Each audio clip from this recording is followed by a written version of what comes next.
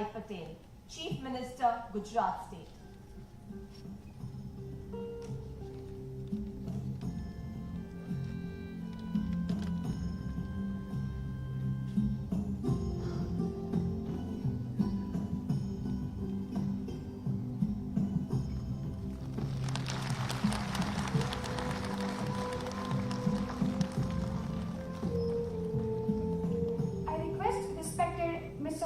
Molia sir, Secretary, Gujarat Judicial Service Association, to felicitate Honorable Mr. Justice M.R. Shah sir, Judge, High Court of Supreme Court of India.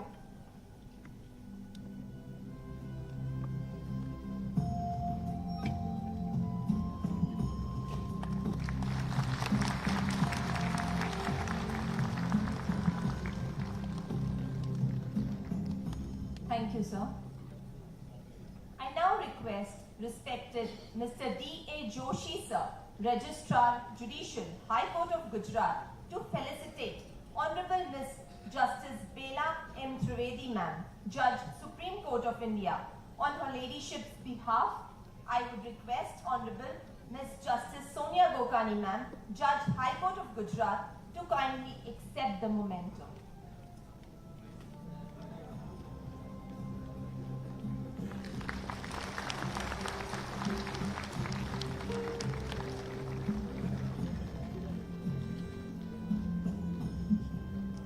Now I request respected Mr. A.D. Ukrani sir, Registrar, SCMS and ICT Cell, High Court of Gujarat, to felicitate Honorable Mr. Justice J.B. Pardiwala sir, Judge, Supreme Court of India. On his Lordship's behalf, I would request Honorable Mr. Justice A.J. Desai sir, Judge, High Court of Gujarat, to kindly accept the memento.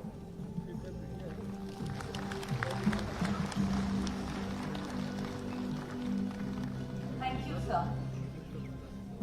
I request respected Mr. M.R. Mengre, sir, Principal District and Sessions Judge, Vadodara, to felicitate Honorable Mr. Justice Arvind Kumar, sir, Honorable the Chief Justice, High Court of Gujarat.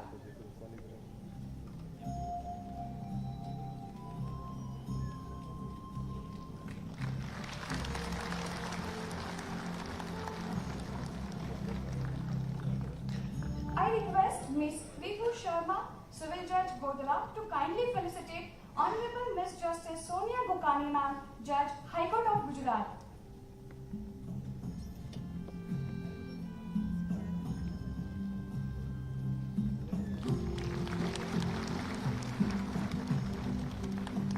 Thank you, ma'am.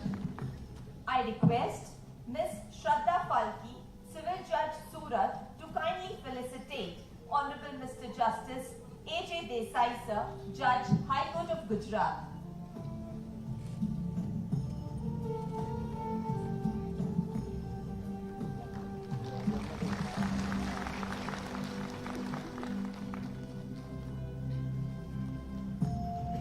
Thank you, ma'am. I request Ms. Samta Godiwala, Civil Judge Valsad, to kindly felicitate Shri Kamal Trivedi, Learned Advocate General, State of Gujarat.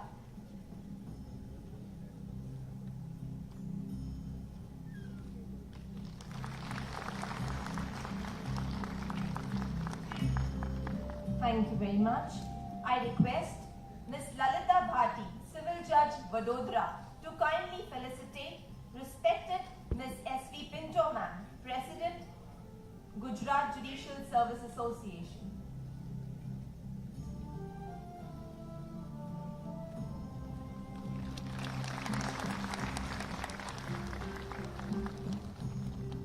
Thank you, ma'am. May I now request respected Ms. S.V. Pinto, ma'am, President, Gujarat Judicial Service Association, to welcome the gathering.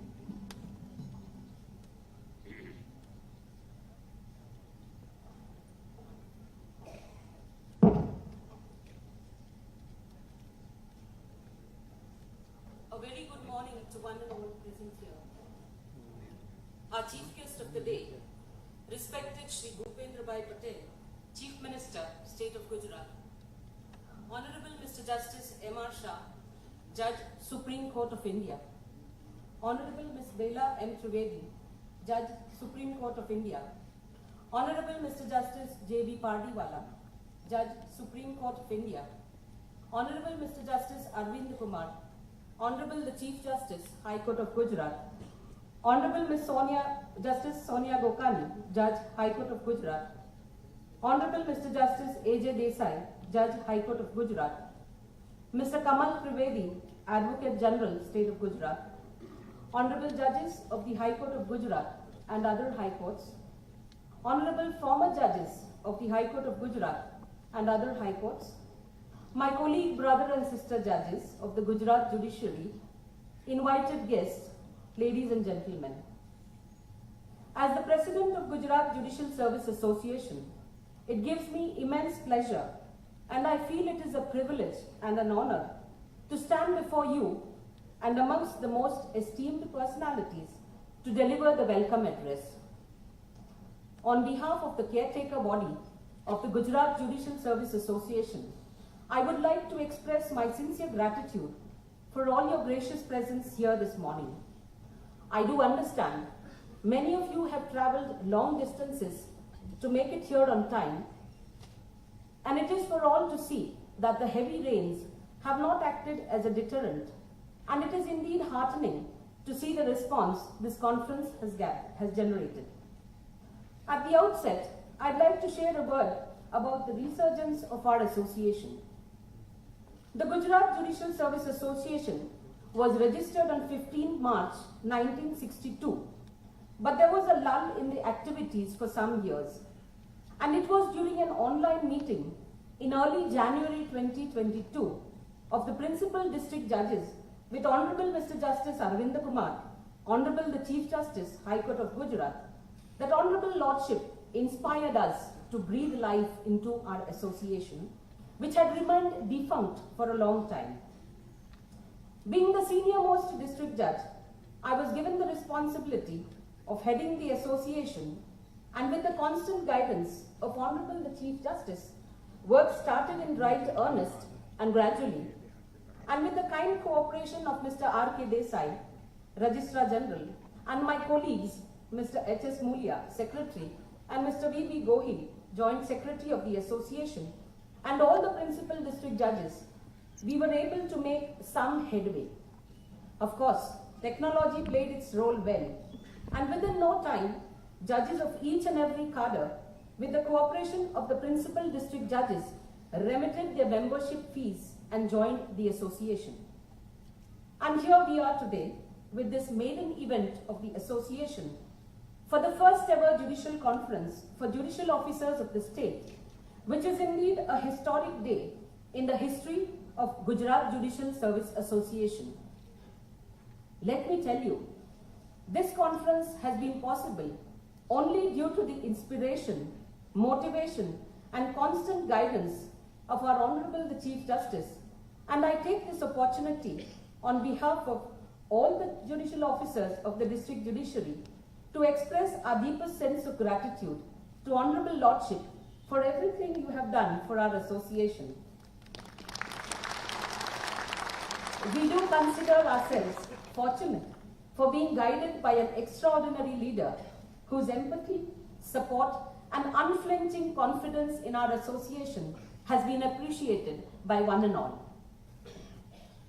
Respected Shri Bhupendrabhai Patel, Chief Minister of our state of Gujarat, needs no introduction as he is a well-recognized figure. On this occasion, we welcome you, sir, and thank you for taking time off from your extremely busy schedule to join us on this momentous occasion. On behalf of the association, I'd like to welcome Honorable Mr. Justice M.R. Shah, Judge, Supreme Court of India, for sparing valuable time only to be among us. As we all know, Lordship is one of the most esteemed personalities, and mere words are not enough to enumerate the innumerable achievements of Lordship so far. Lordship, so often your efforts have not only benefited the entire district judiciary, but have also inspired us to reignite our commitment to the institution, as you have always raised the benchmark for hard work and dedication. This is evident from the fact that very soon after recovery from ill health, as we all know, Lordship delivered 20 judgments in one day, which is a tremendous feat in itself. And Lordship, we do feel inspired to follow in the path your Lordship has taken. Your judgments, Lordship, remain a source of perennial inspiration for all of us in the district judiciary. I once again warmly welcome your Lordship and thank you for your gracious presence here today. I also extend a cordial and affectionate welcome to Honorable Ms. Justice Bela M. Trivedi, Judge, Supreme Court of India, and Honorable Mr. Justice J.B. Pardiwala, Judge, Supreme Court of India. Lordships, by accepting our invitation, you have made your mark amongst us, and your virtual presence today is a source of great pleasure and privilege to us. I feel particularly honored and gratified in welcoming Honorable Mr. Justice Arvind Kumar, Honorable the Chief Justice, High Court of Gujarat, who has been the font of inspiration and the driving force behind this conference. My Lord has continuously motivated and guided us and has spared so much valuable time to look into the minutest details of this conference. I think it appropriate that we take this opportunity of placing on permanent record our profound sense of gratitude and appreciation for all that Lordship has done for our association, and without whose presence today, this conference could never have been possible. I feel privileged to welcome Honorable Ms. Justice Sonia Gokani, Judge, High Court of Gujarat, and Honorable Mr. Justice A.J. Desai, Judge, High Court of Gujarat. Lordships have been living inspirations to everyone in the district judiciary, with distinct virtues like perseverance and hard work, coupled with a human touch, and have been a constant guiding light for this conference.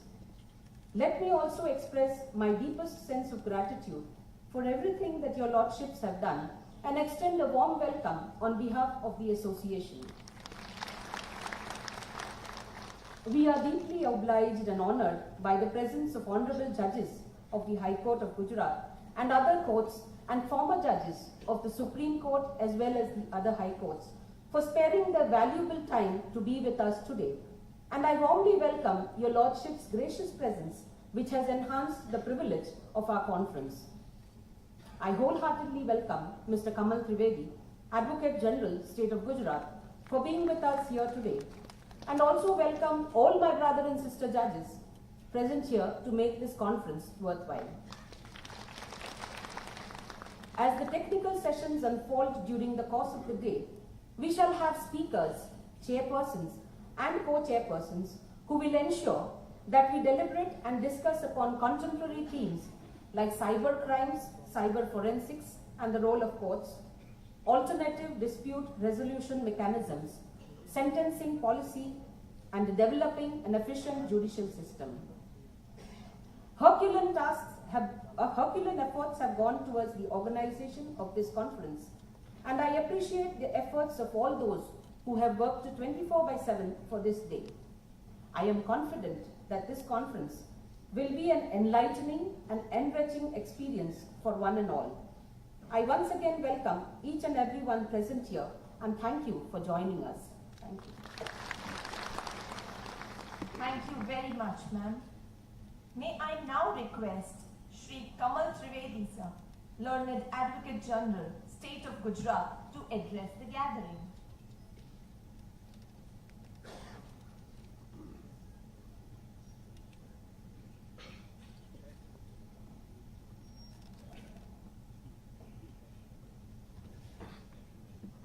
Honorable the Chief Minister of the State of Gujarat, respected Shri Bhupendrabhai, respected Mukeshbhai, respected Bilaben, respected Jamshedbhai, Honorable Judges, Supreme Court of India, Honorable the Chief Justice of High Court of Gujarat, respected Shri Arvind Kumarji, Honorable Ms. Justice Sonia Ben Bukani, Judge High Court of Gujarat and Executive Chairperson of Gujarat State Legal Services Authority, Honorable Mr. Justice Ashish Bhai Desai, Judge High Court of Gujarat and President of Gujarat State Judicial Academy, all the present and former Honorable Judges of the High Court of Gujarat, Learned President of Gujarat Judicial Service Association, respected Ms. Pinto, all the learned judicial officers present over here, having come from all the corners of our state, Learned Registrar General Shri R.K. Desai,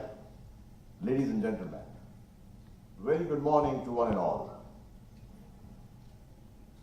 It is indeed a matter of immense pleasure for me to be amidst, if I may say so, a judicial galaxy of a great country and great state. It is really heartening to see the revival of Gujarat Judicial Service Association while organizing its first ever legal conference of the state judicial officers. On this occasion, I take this opportunity to convey my sincere commendations to our Honorable Chief Justice, who has played a pivotal role in reviving the association from a deep slumber, if I may say so. But friends, there is always a great strength in togetherness in form of an association rather than a lone individual. I must say at this stage, the constant concern being shown by Honorable the Chief Justice towards subordinate judiciary in terms of availability of infrastructure facilities, good environment, is worthy of acclamation. Whereas continuous readiness to provide a positive response in this behalf by the Honorable the Chief Minister, Shri Bhupendrabhai, on behalf of the state government, deserves profound appreciation. All the judicial officers present over here should know that you are the strong pillars of the three-tier pyramidal judicial system of our country. However, as we all know, in the initial stages of constitution making, no specific attention was paid to the independent subordinate judiciary, in contrast with the position existed during British days, when the executive and judicial powers had been combined under a district officer who was both collector and magistrate. It is extremely surprising to note that there was no provision in the draft constitution prepared by the constitutional reviser, great Mr. B.N. Rao, in the year 1947. Nor was any provision made in that behalf by the drafting committee in the year 1948. This glaring omission was prominently highlighted by the Conference of Judges of the Federal Court and the Chief Justice of the High Courts held in the March 1948. Their memorandum observed, I quote, "So long as the subordinate judiciary, including the district judges, have to depend on the provincial executive for their appointment, posting, promotion, and leave, they cannot remain entirely free from the influence of the members of the party in power and cannot be expected to act impartially and independently in the discharge of their duties. It is therefore recommended that the provision be made placing exclusively in the hands of the High Courts the power of appointment and dismissal, posting and promotion, and grant of leave in respect of the entire subordinate judiciary, including the district judges." I unquote. The seminal suggestions made at the Judges' Conference prompted the drafting committee on 16 September 1949 to consider the recommendations for assimilating the two branches, both civil and criminal, and placing them equally under the control of the High Court, including their appointment, dismissal, posting, promotion, grant of leave, and consequently, Articles 209A to 209E came to be inserted in the Constitution. This is what we find reflecting today, of course with some changes, in Articles 233 to 237, separately placed in Chapter 6 in Part 6 of our Constitution of India. From the very inception of our Constitution, the district judiciary has been carrying the heavy responsibility of being independent and efficient. Nearly 70 years after the Constitution came into being, the role of district judiciary in dispensing justice has only become more crucial so as to ensure that rights of citizens, more particularly the rights to access justice, are effectively protected. As a result, there are greater expectations for fair and impartial justice from the judicial officers who are always faced with the question to be or not to be. While the concept of efficient dispensation of justice has several aspects and facets, I may continue my address and confine it the same to one of the most fundamental facets, that is the necessity of an independent judiciary for effective adjudication. As regards the expectation of judge being impartial and neutral, Honorable Chief Justice of Canada, Ms. Beverly Bechlin, in one of her articles entitled The Paradox of Judging, mentioned about two propositions. The first proposition propounded by her was that in order to ensure fair adjudication, judges must approach their task with absolute neutrality and objectivity, unaffected by personal biases and opinions, whereas the second proposition, very interesting, indicated that the judges are human beings, and like all human beings, they are modeled and molded their experiences and therefore are bound to have convictions and prejudices. These propositions lead to a paradox, whereby judges who are undeniably human, having preconceptions and biases, are expected to be impartial. Very aptly put by a great American judge, Jerome Frank, when he wrote, I quote, "Much harm is done by the myth that merely by putting on a black robe and taking the oath of office as a judge, a man ceases to be human and strips himself of all predilections and becomes a passionless thinking machine. Therefore, impartiality is not easy of attainment. However, a judge does not shed the attributes of a common humanity when he assumes the office." I unquote. This paradox forms an inherent part of the responsibility of the judicial officers, and it makes the task much harder, as it is one which is to be battled with day in, day out. I congratulate each one of you. Be it by winning a battle with the inherent prejudices or by striking a balance, one must make sure that justice is dispensed at all costs. In this regard, one may have to remember a famous quote by Voltaire, a famous French writer, which was later heard in the movie called Spider-Man. I quote, "With great power comes great responsibility," I unquote. In my view, judicial officers have the power to affect lives of people in the most fundamental ways of judicial decision making, which is why the power needs to be exercised fairly and justly, making it all the more important that such decision making is free from biases and prejudices. I'm sure you will have a very meaningful interaction and dialogue during the course of this conference. However, before I conclude, I may refer to a few oft-quoted lines of Lord Denning describing the qualities of an ideal judge. I quote, "Simple and upright, calm and quiet, with all humility and utmost honesty, great listening and enthusiastic, but not suffering from judgitis, and above all, should be noble," I unquote.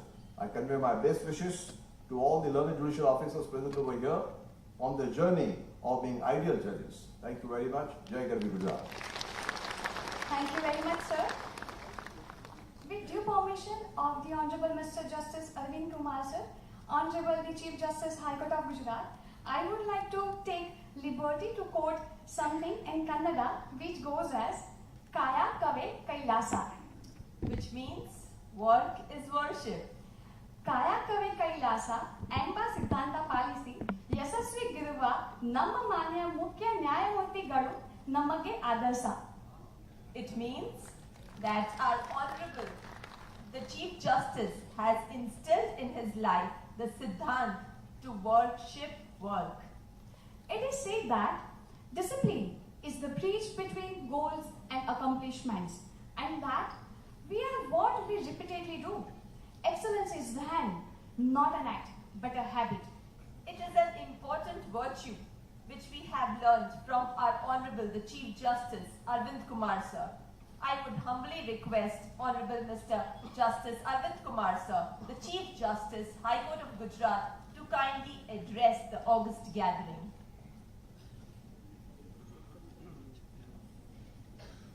A very good morning to one and all.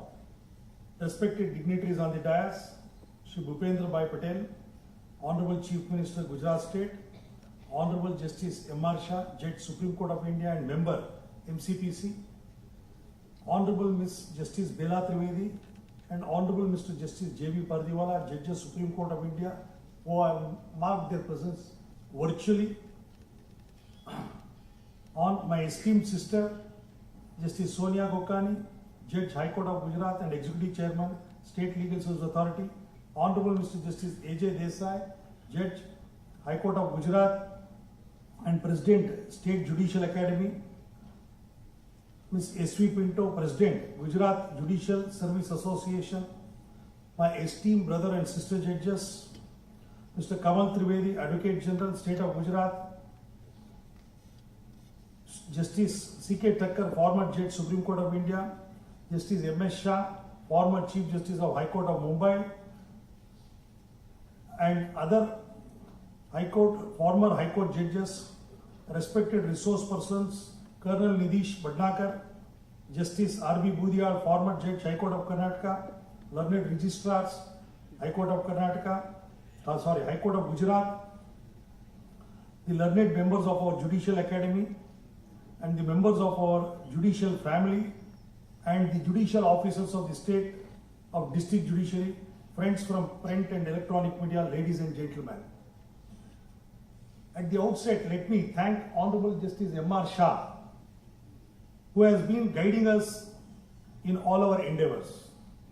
Honorable Justice Bela Trivedi and Justice Pardiwala are extending their continued guidance, and we seek their patronage to make the district judiciary of Gujarat as a role model for the country.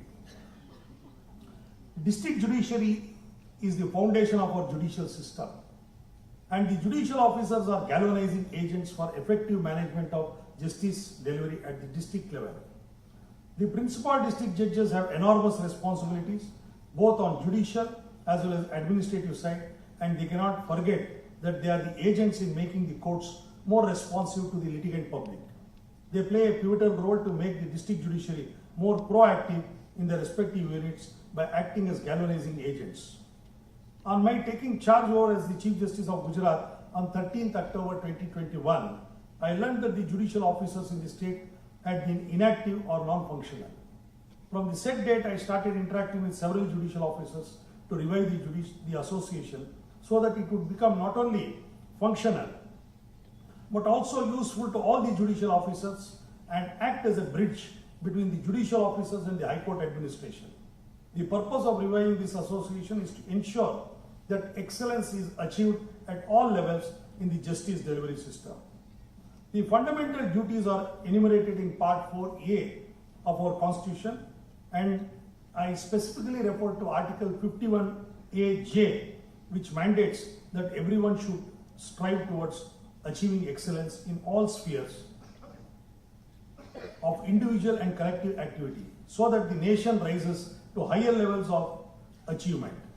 When the Constitution expects us to achieve excellence, the members of the district judiciary are expected to be the agents in providing qualitative, responsive, and timely justice to the needy litigant public. The National Commission constituted to review the working of the Constitution under the chairmanship of Honorable Justice M.N. Venkatachalaya, former Chief Justice of India, had highlighted the fact of achieving excellence as enumerated in Clause J of Article 51A. I quote the extract or the highlighted aspect in that said Commission's report. I quote, "The drive for excellence in all spheres of individual and collective activity is the demand of times and basic requirement in a highly competitive world. Nothing but the best would have survival potential in tomorrow's world. This would include respect for professional obligations and excellence. Whatever work we take up, either as individual citizens or as groups, our effort should be directed to achieving the goal of excellence." Unquote. At this juncture, I feel and deem it apt to have a glimpse of the pendency of the cases in the state of Gujarat. There are 18,80,236 cases in all pending. The criminal cases account for 14,30,227 cases. The percentage of criminal cases is 76.06%. as against the percentage of civil cases running to 4,50,009 cases. That means 23.93%. The percentage of cases pending in Ahmedabad urban and rural district combined together is 5,30,168, which means 28.2% of the total cases of pending in the entire state is pending in these two districts. Whereas in the district of Surat, Vadodara and Rajkot, the number of cases pending is 1,68,224, 1,33,778, 1,27,762, and the percentage wise it is 8.95%, 7.11% and 6.79% respectively. What I intend to impress upon this August gathering is that our total 18,80,000 cases, 9,59,000 cases are pending in these four districts, namely 51.50%. Thus, the learned officers of these four districts will have to ponder over as to ways and means in which this docket explosion in these four districts can be curtailed. One important feature which cannot go unnoticed is that the civil cases are comparatively less than the criminal cases. The quite often grievances which the High Court receives from the district judiciary are staff strength being less, number of vacancies of stenographers have remained unfilled, many judicial officers have to depend upon their typist or for getting the judgments typed or orders being typed. These are the routine and normal deficiencies which the district judiciary normally complains or vent out their grievances. It may be true that these problems would result in disposal of cases being reduced. There may be instances of low pendency of cases in some courts, and a result of this, the officers would find it difficult to achieve the quota fixed, and this cannot be avoided as the court is established in each taluka as a matter of state policy.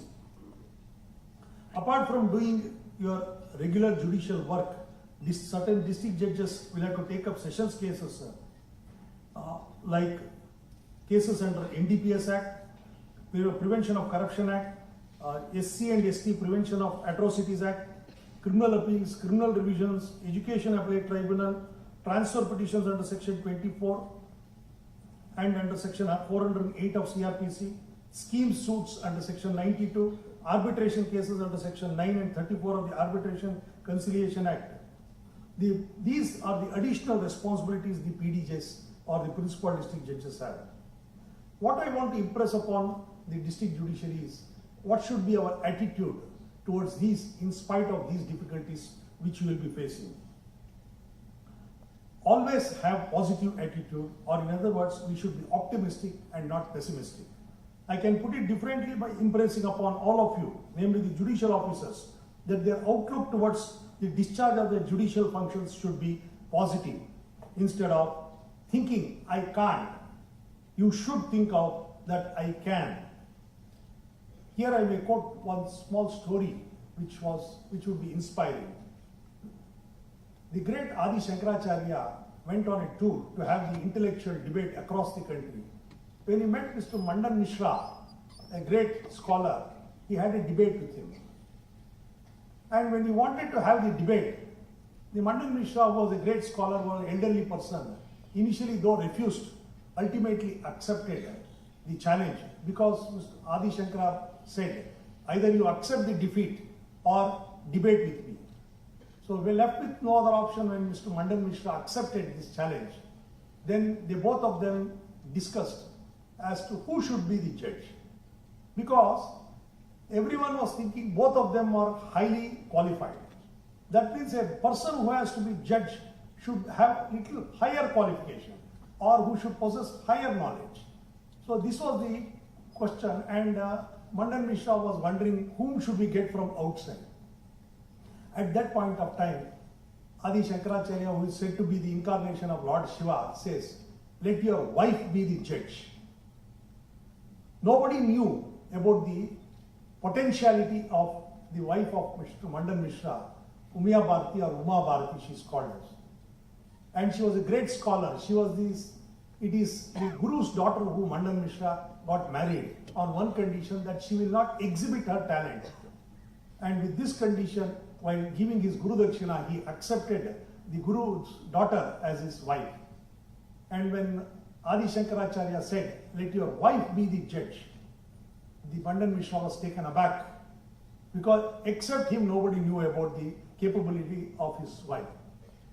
So the opponent, what I want to say is the opponent or the litigant public should have confidence in the judge, like that the wife of Mandan Mishra. This is the confidence he should instill in the litigant public. And I know all of you are discharging that, but try to achieve higher goals, both qualitatively and quantitatively.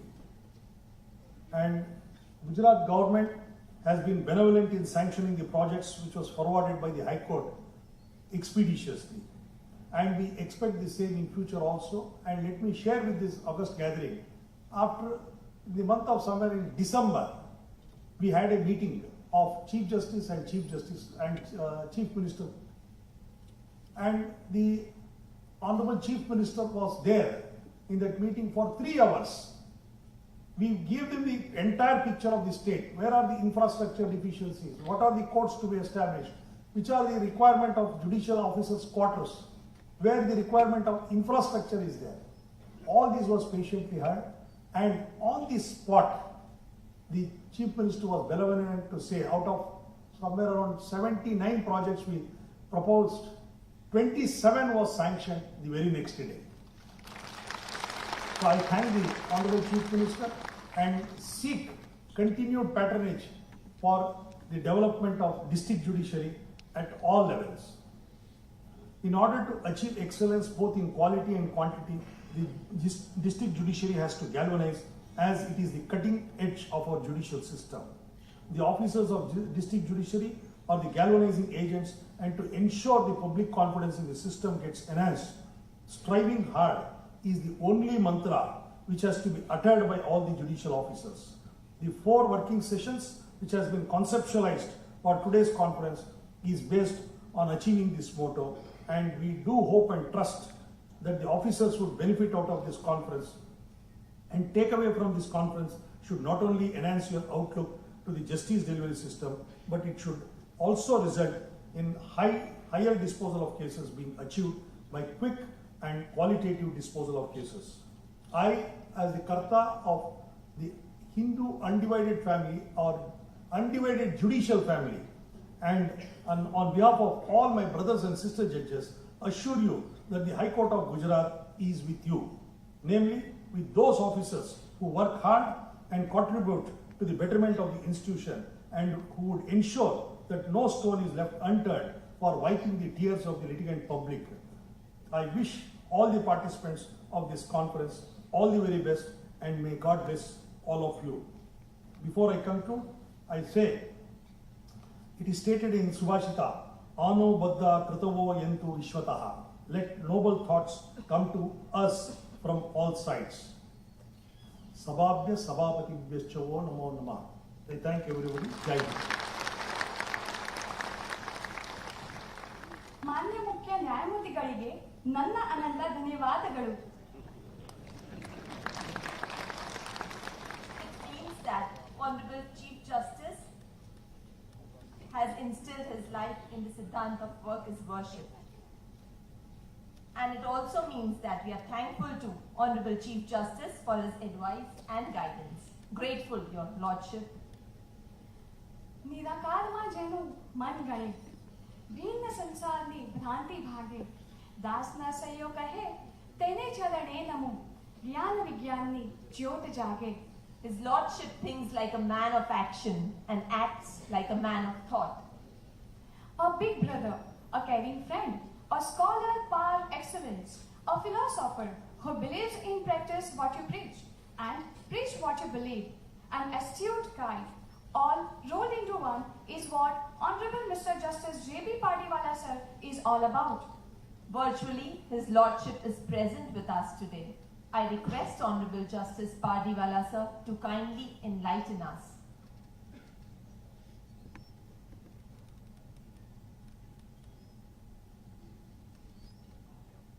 Shri Bhupendra Bhai Patel, Chief Minister, State of Gujarat, my esteemed brother Judge, Honorable Mr. Justice Amar Shah, my esteemed sister Judge, Honorable Miss Justice Bilan Trivedi, Honorable Mr. Justice Arvind Kumar Ji, Chief Justice, High Court of Gujarat, and the Patron-in-Chief, Gujarat State Legal Services Authority, my esteemed sister, Honorable Miss Justice Sonia Jokani, Judge, High Court of Gujarat, and the Executive Chairman, Gujarat State Legal Services Authority, my esteemed brother, Honorable Mr. Justice A.J. Desai, Judge, High Court of Gujarat, and the President, Gujarat State Judicial Academy, all other honorable sister and brother judges of the High Court of Gujarat,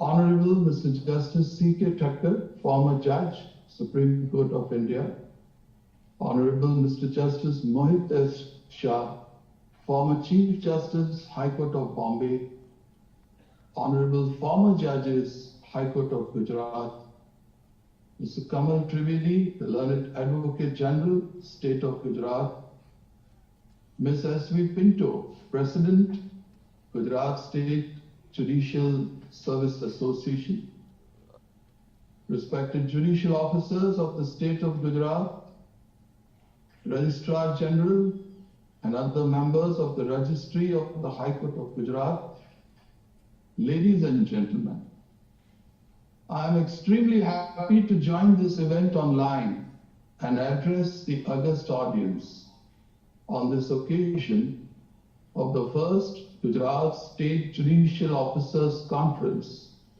organized by the Gujarat Judicial Service Association under the aegis of the Gujarat State Legal Services Authority and the Gujarat State Judicial Academy.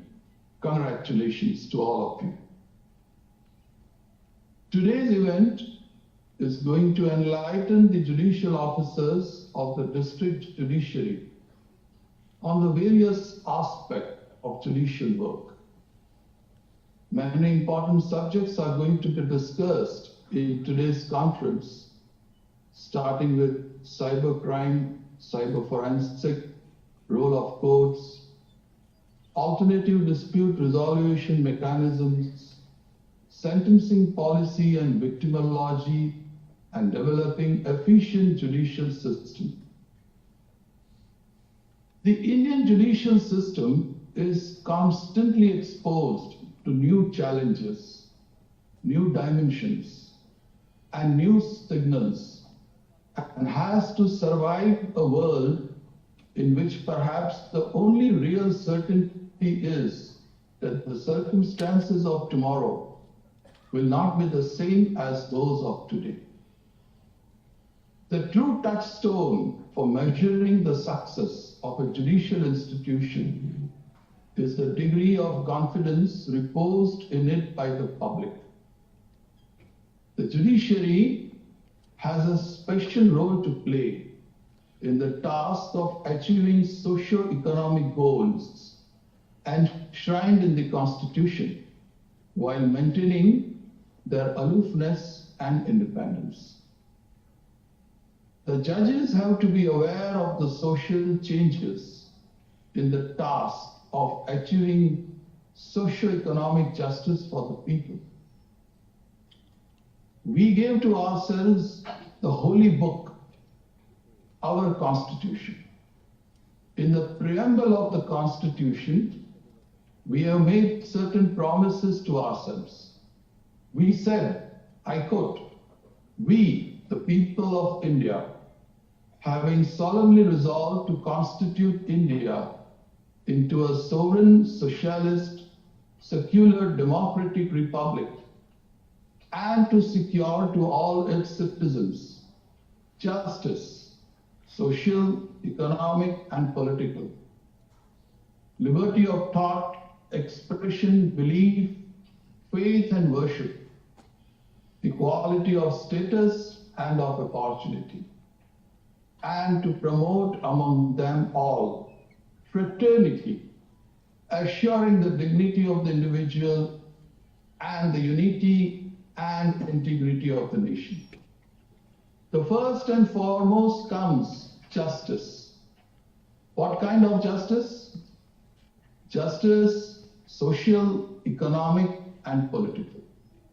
The next thing we promised to ourselves was liberty of thought, expression, belief, faith and worship, equality of status and of opportunity, and last but not the least, fraternity.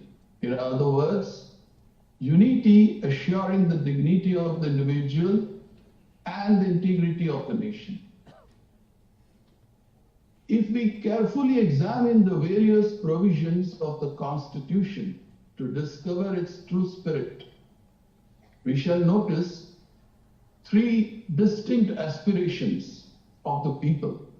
One for liberty, another for justice, and the third for socialism. The spirit behind the Constitution is a distilled product of the three aspirations. The authors of the Constitution could foresee that the state, in its anxiety to implement the directives of the state policy, would ignore and trample on the basic rights of the individuals. It therefore assigned a key role to the judiciary to maintain and preserve its delicate balance between the fundamental rights on the one hand and the interests of the society on the other, and thus function more or less as a guardian of the Constitution. Judiciary is expected to play a crucial role under the Constitution and is the last resort of the common man for seeking justice when his legal rights are infringed. You, the judges of the district judiciary, can be termed as the root of our judicial system. The district judiciary is the bedrock on which stands the entire edifice of justice. Being situated at the grassroots level of the society, it symbolizes the epitome of justice. As the members of the judicial service, you perform a sacred duty of dispensing justice, and therefore it has to be religiously performed, consistent with the principles of ethics and in accordance with law. To be a judge is a privilege. It is rightly said that the judicial officers discharge divine functions, though they are not divine themselves. The first and the foremost attribute you must inculcate as a judicial officer is the necessity of conducting yourselves in such a manner, both inside and outside the court, so as not to provoke any critics. You should not be carried away with the importance of your position and the power you wield. You must bear in mind that the power you hold is limited and circumscribed and must not be exercised beyond jurisdiction. The conduct of a judicial officer has to be above reproach. It needs little emphasis that a judge has to be punctual, patient, courteous, impartial, and fearless. He has to be firm but not rude. I'm sure you all must have read the judgment of the Supreme Court in the matter of K judicial officers, reported in 2001, 3 SCC 54. Let me share an important extract from the said judgment. I quote, "A judge entrusted with the task of administering justice should be bold and feel fearless while acting judicially and giving expression to his views and constructing his judgment or order. It should be no deterrent to formation and expression of an honest opinion and acting thereon so long as it is within the four corners of law, that any action taken by a subordinate judicial officer is open to scrutiny in judicial review before a superior forum with which its opinion may not meet approval, and the superior court may upset his action or opinion. The availability of such fearlessness is essential for the maintenance of judicial independence. However, sobriety, cool, calm, and poise should be reflected in every action and expression of a judge. I unquote. You, the judges of the district judiciary, are expected to decide the cases without fear or favor, affection or ill will, friend or foe. Be bold in your judgments. Decide a case without fear and favor. Fear and favor come in many hues and colors. Fear of one's own past, of peer pressure, of public criticism. Favor includes not only monetary favor, but also nepotism, casteism, personal bias, and prejudices. If the faith of the people is to be maintained in the judiciary, then the river of judicial process has to be kept clean. Hence, you must avoid fear or favor at every cost. If people think your judgment is biased, discolored, partial, they would doubt the judicial process and the river of justice stand contaminated. It is our pious duty to keep the river clean. Impartiality is the hallmark of a judge. Be impartial in your judgment. On this occasion, I may take the opportunity of suggesting something to the High Court of Gujarat on its administrative side. I believe that the merit of a judge should not be assessed on the basis of disposals alone. What is important is the way he or she functions. In assessing the competence of a judge, the High Court must see first whether he or she handles cases properly by promptly disposing of the interlocutory applications and avoiding unnecessary adjournments. Secondly, whether he or she frames proper issues.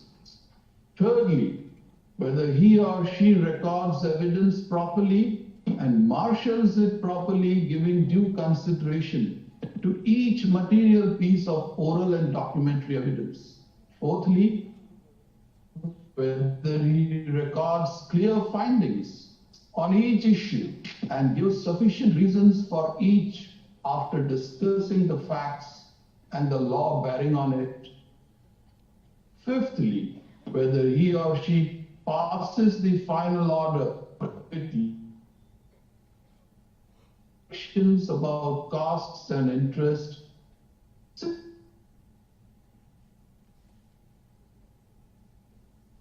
Is temperate and the judgment is concise as well as precise.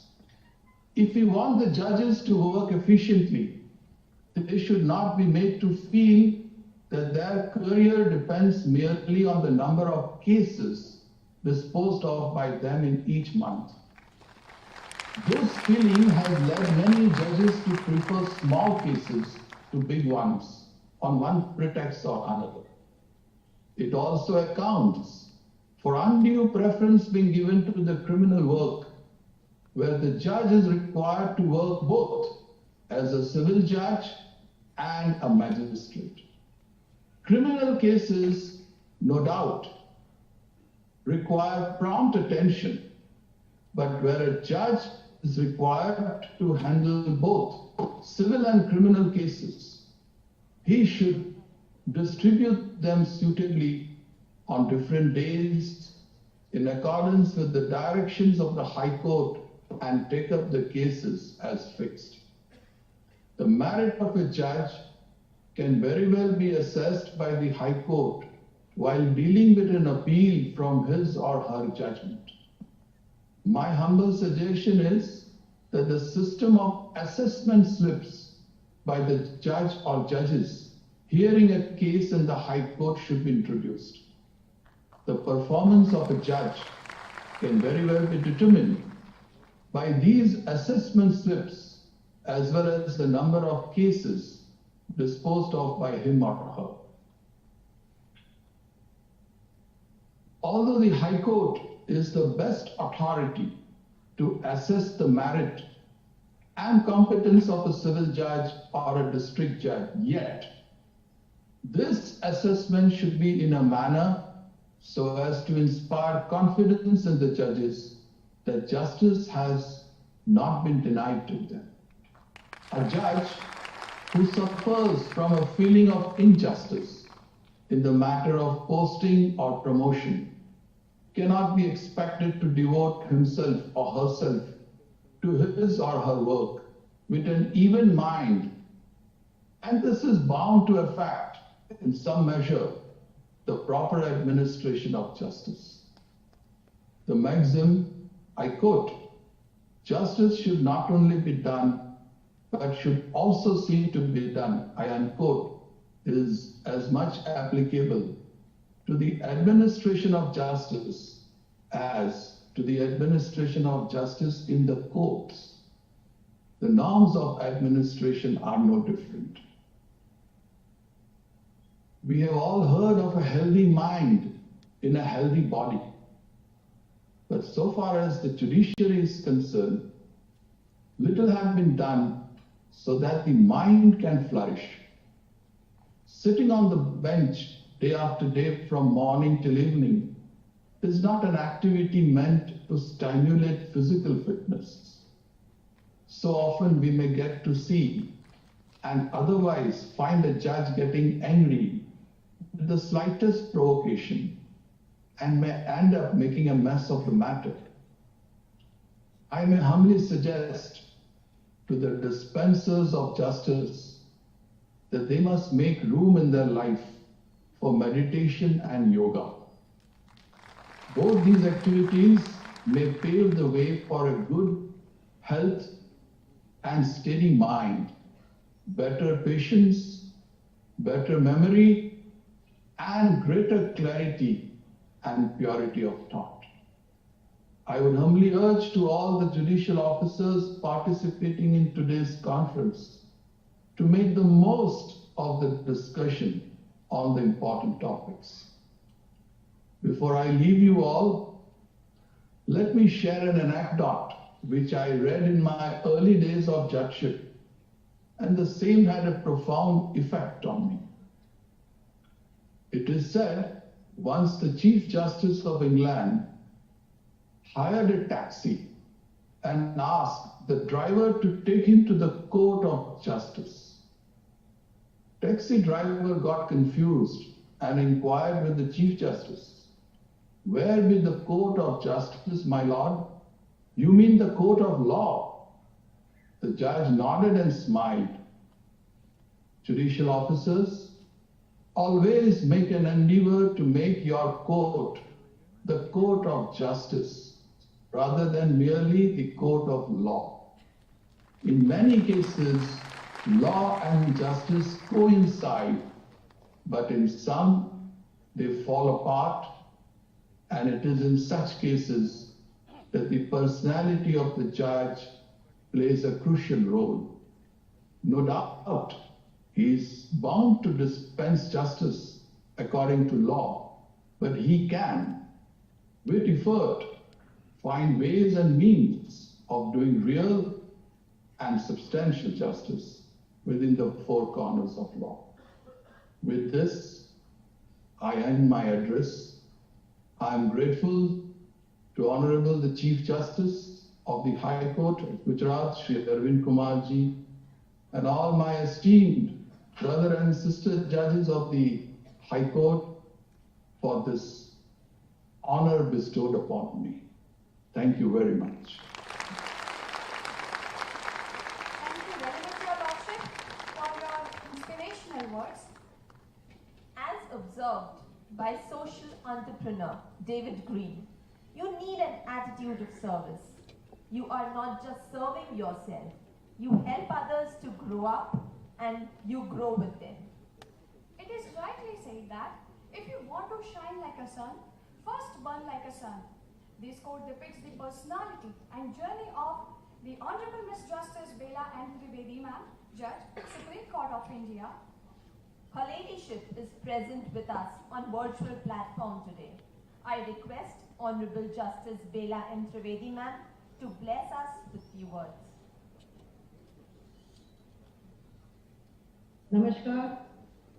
Good morning to everybody.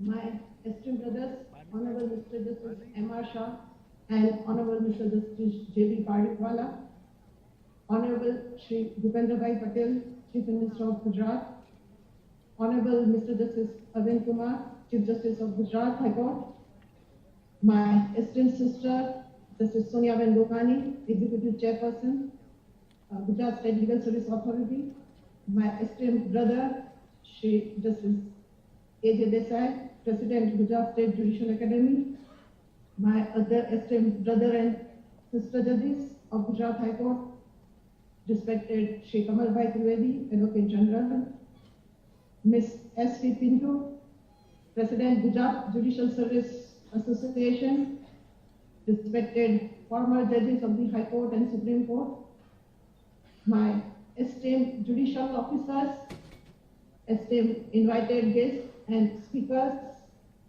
Registrar General Shri R.K. Desai and other members of the registry, ladies and gentlemen. Earlier, I used to say, Delhi bahut dur hai. Today, I felt that Ahmedabad thoda dur hai. Thanks to technology, I have been able to meet all of you virtually. Otherwise, I sincerely apologize for not coming physically and meet all of you personally. Something is better than nothing. In this 75th year of independence, Azadi Ka Amrit Mahotsav, this is indeed a unique conference, first of its kind, organized under the aegis of Gujarat State Legal Service Authority, Gujarat State Judicial Academy, and Gujarat Judicial Service Association. The presence of Honorable the Chief Minister, Bhupendra Bhai, in this inaugural function is not only very significant but very inspirational. His presence shows the commitment of the government for the cause of justice, for the cause of working of the courts, and in turn making easy access of justice to the common man.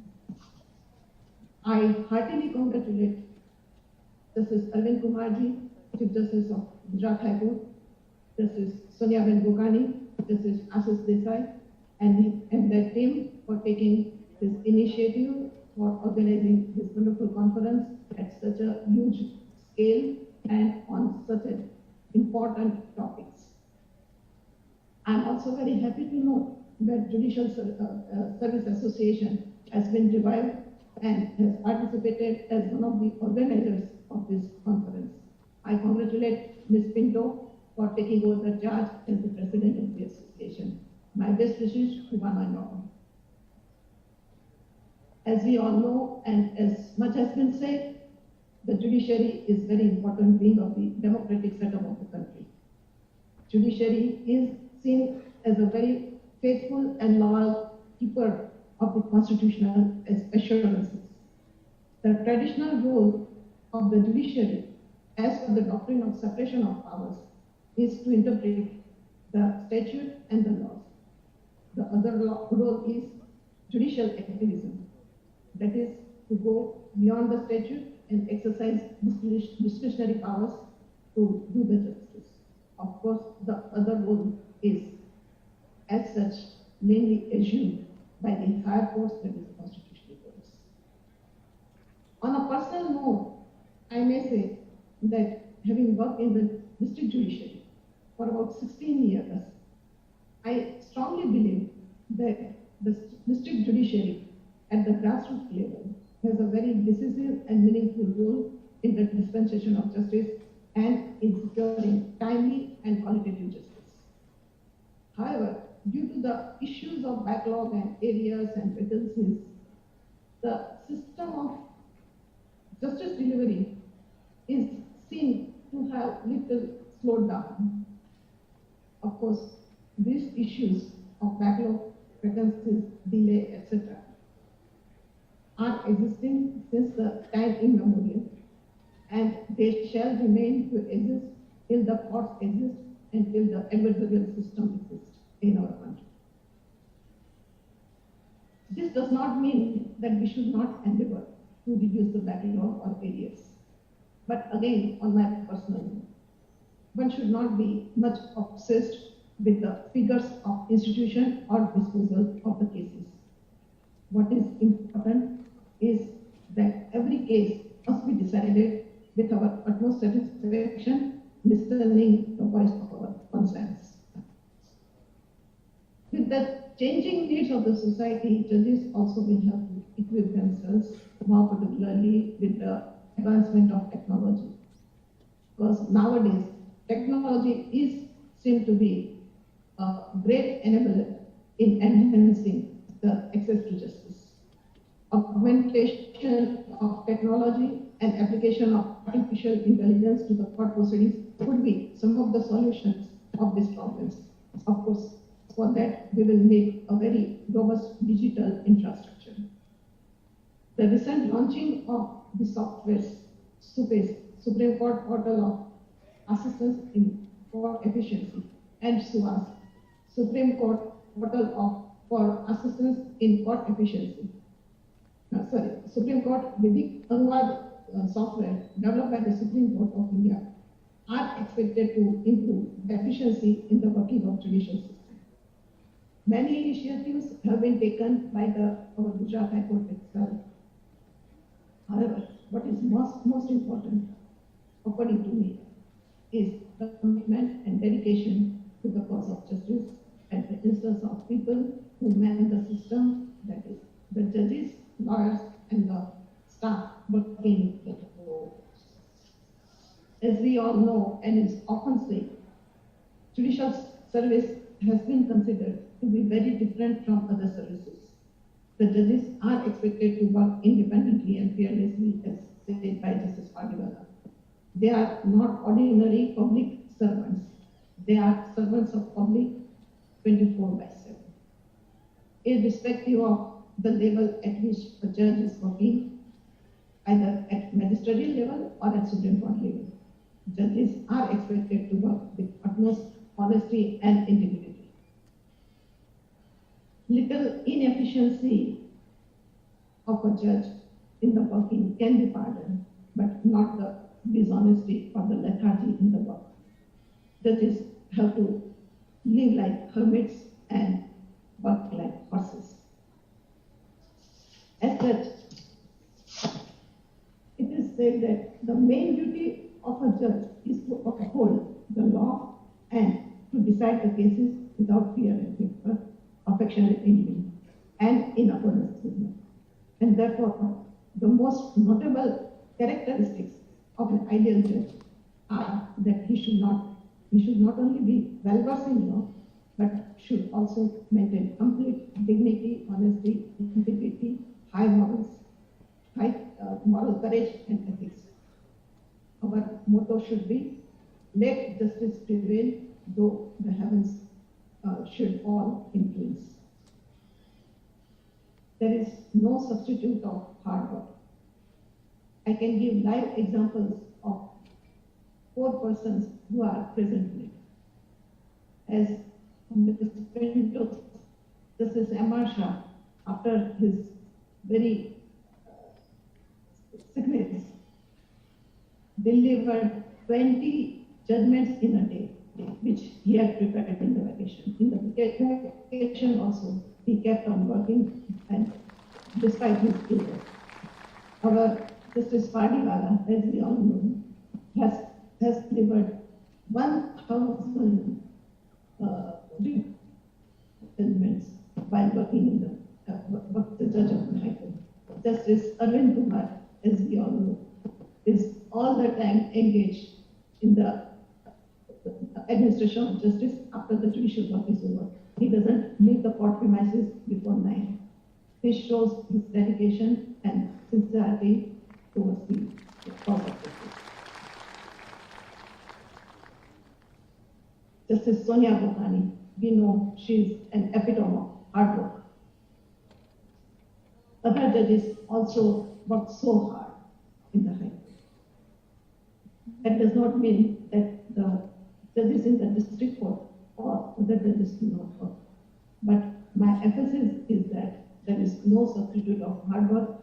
If you want to make a mark, do something different from others, you will have to walk an extra mile, will have to show your worth at every walk of life. As such, I don't like to give advice, because I remember Oscar Wilde having said, to give advice is bad, and to give good advice is pattern. Judging is very tough task. It is not an easy task for a judge, more particularly the judges working in the district judiciary. They are most vulnerable. Apart from the actual pressure of workload, sometimes judges also feel stressed out because of other pressures, like peer pressures, pressures from lawyers, pressures from higher-ups. One should not be oblivious of the fact that judges, and especially the judges in the district judiciary, have to work under stress, mental and physical. I fully agree with Justice Pt.Deendayal that there has to be some room for meditation and yoga in every courthouse. Of course, one can always do at home also, but if one wants to just release the stress, that is the best thing. And I think Justice Arvind Kumar is the right person to appreciate this. There cannot be again saying that High Court and Supreme Court, being the loco parentis of the district judiciary, are bound to protect each and every judicial officer who is working honestly and sincerely. It is our duty to see that no injustice is suffered by any of the judicial officers who is instrumental in dispensing justice to others. Independence of judiciary is the hallmark of the Indian judiciary, and it is for all of us to maintain that hallmark. My earnest request to all of you is that never ever be defensive, never ever get demoralized by any of such outside pressure or stress. Do your work with utmost sincerity, and if one is clear from within, no outside force can ever cause any damage to you. Have faith in yourself, have faith in the institution, be proud of yourself, be proud of your institution. Thank you so much. Thank you so much for giving me this opportunity for expressing my views. Namaskar. Thank you very much, Your Ladyship, for your kind words. જીવન વિશેનો કુતૂહલ એટલે વિજ્ઞાન, જીવનનો સ્વાદ એટલે કળા, જીવન પ્રત્યેનું વિસ્મય એટલે સાહિત્ય, જીવન તરફનો અભિગમ એટલે તત્વજ્ઞાન, જીવન પ્રત્યેનો આદર એટલે ધર્મ, જીવન પ્રત્યેનો પ્રગાઢ અહોભાવ એટલે અધ્યાત્મ. આવા વિજ્ઞાન, કલા, સાહિત્ય, તત્વજ્ઞાન, ધર્મ તથા આધ્યાત્મનો શુભક સમન્વય એટલે માનનીય ન્યાયમૂર્તિ શ્રી M.R. શાહ સાહેબ આજે આપણી સૌની વચ્ચે માનનીય શ્રી શાહ સાહેબ ઉપસ્થિત છે. I request Honorable Mr. Justice M.R. Shah sir to share his words of wisdom. Mananiya Nyayamurti Shri M.R. Shah sir.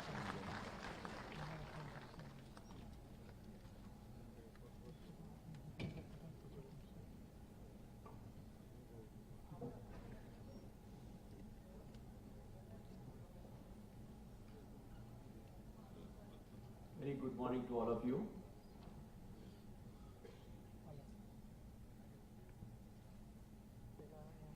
Shri Bhupendrabhai Patel, Chief Minister of State of Gujarat, my esteemed colleague in the Supreme Court, Justice Belaben Trivedi, Justice Padiwala,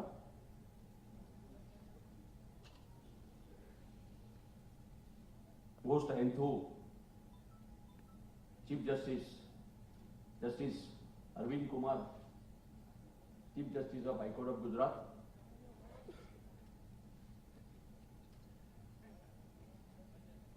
my dear Justice Sonyaben Kokani, Justice A.J. Desai, Shri Kamalbhai Trivedi, Lord Advocate General,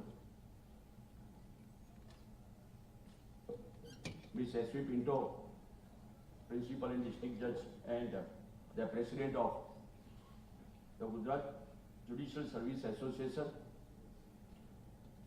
my brother and sister judges of the High Court of Gujarat present,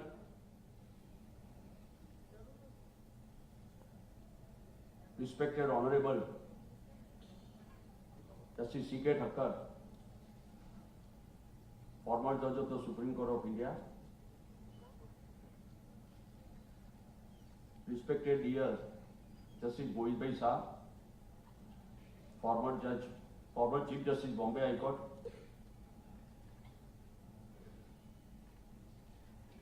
former judges of the High Court of Gujarat,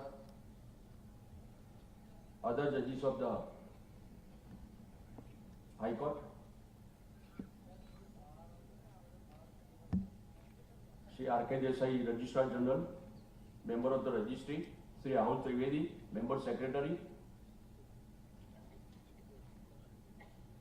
all my dear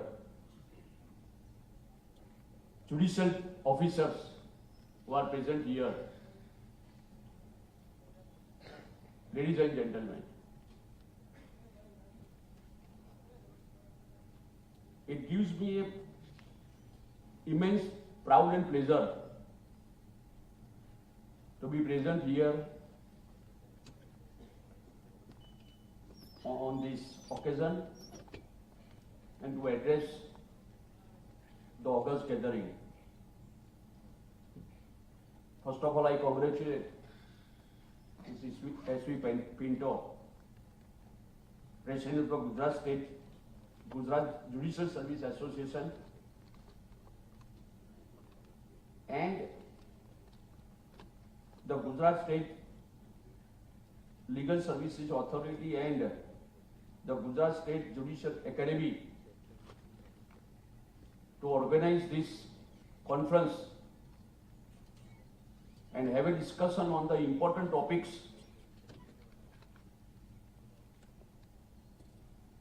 which will ultimately help and strengthen the district judiciary.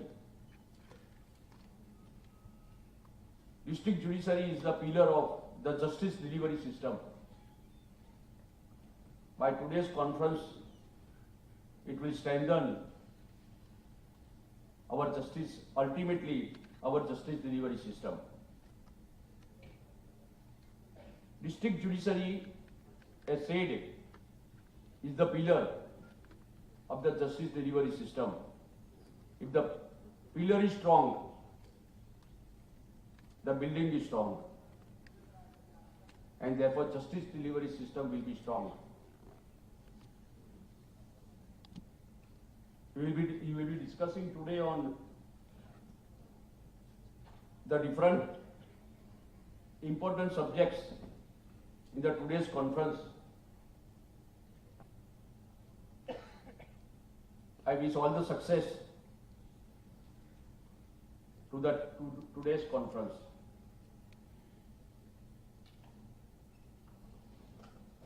Friends, nobody can dispute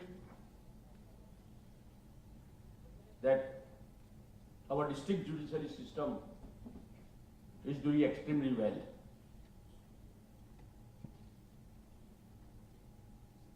But at the same time, we have to come out with the delay and arrears. I endorse what Justice Bela Trivedi has said and what Justice Jamshed Patiwala has said about the district judiciary and the role of the district judges and the district judiciary in the justice delivery system. I agree.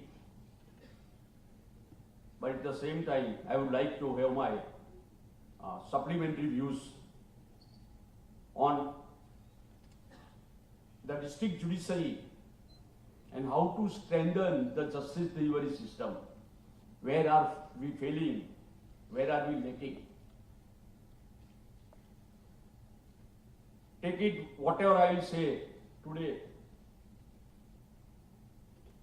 it will be as an elder member of the family. All of you are my family members. We are all part of the family, which ultimately goal is to do justice to the common man, justice to the needy, and strengthen the justice delivery system.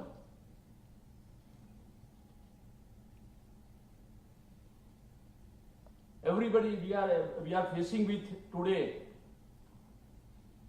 the problem of delay and legacies. We are all faced with the arrears which are pending since many years.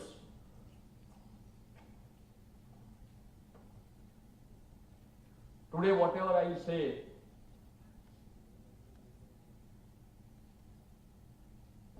treat it as an advice from the member of the family. Don't treat it as a criticism and or adversarial remarks.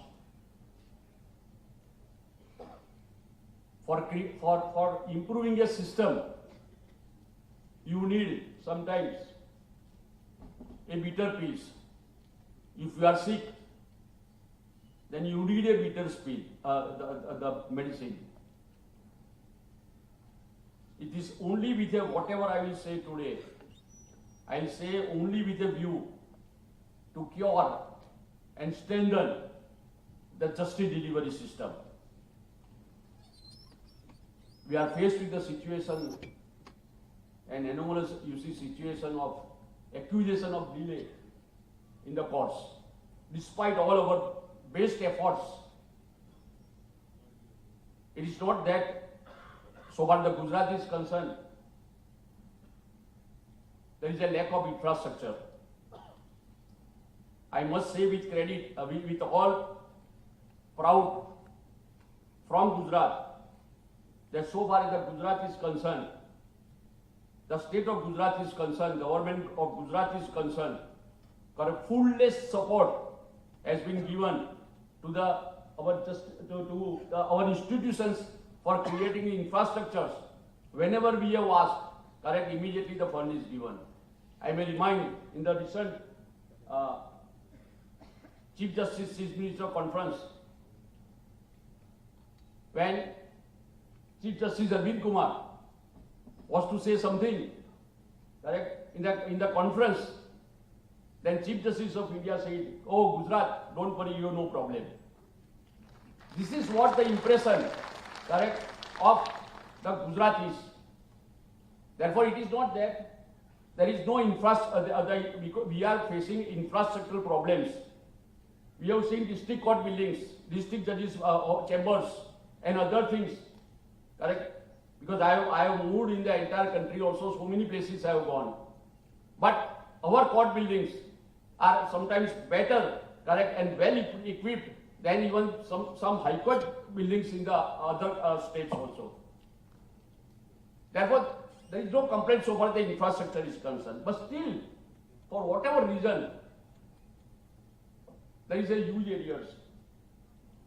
And therefore, it is time now to introspect. Today we will be discussing on time management, docket management, which is the need of the day.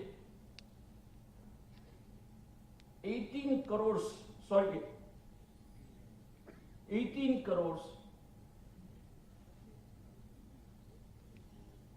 1 crore 88 lakhs more cases are pending in the district judiciary.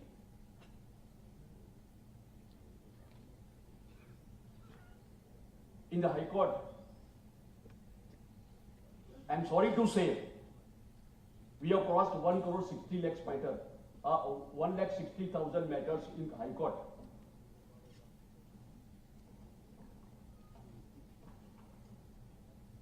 Out of the pendency in the district judiciary,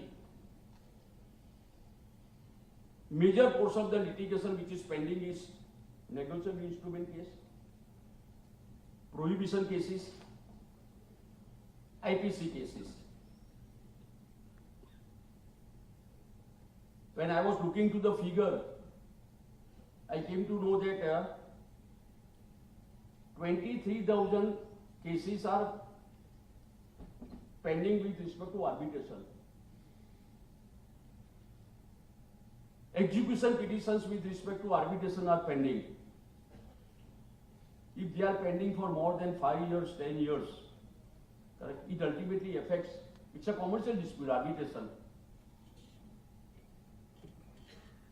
Negotiable Instruments Act, virtually it's a commercial dispute, ultimately affects the economy of the country. And if the cases are not disposed of at the earliest, what will be the position? It ultimately affects the rule of law. Everybody will go to some other agency, as rightly emphasized by Justice Partiwala, that more and more efforts should be made, correct, to dispose of the civil cases. Because of the fact that if the civil cases are not disposed of at the earliest, if after 15 years or 20 years or 30 years, eviction decree is passed on the ground of bona fide requirement, what is the purpose of giving a decree of bona fide requirement after 25 years? Take a case of motor accident cases.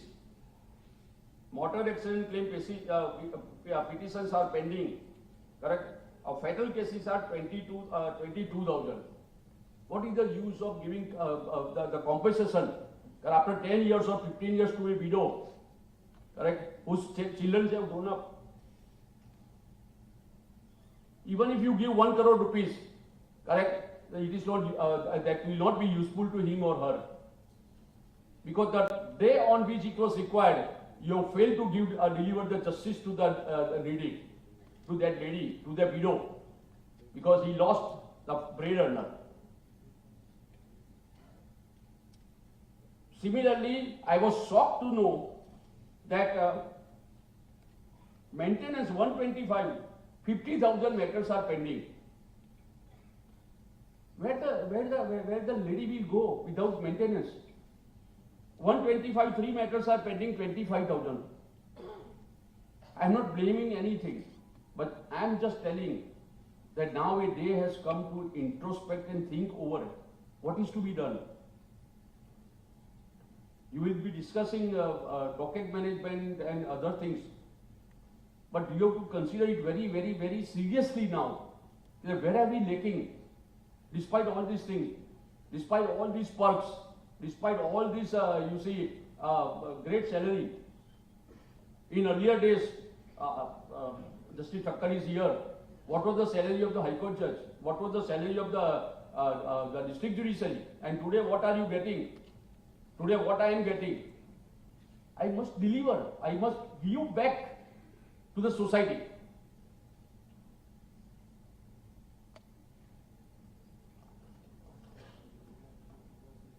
It is said that justice delayed is justice denied. And it is the cornerstone in the justice delivery system. It cannot be disputed that the justice delivery, the speedy trial is the right, fundamental right guaranteed under Article 20 of the Constitution of India. However, abstract over the years, huge pendency of the cases and inordinate delays are the most important problems faced by the Indian judiciary.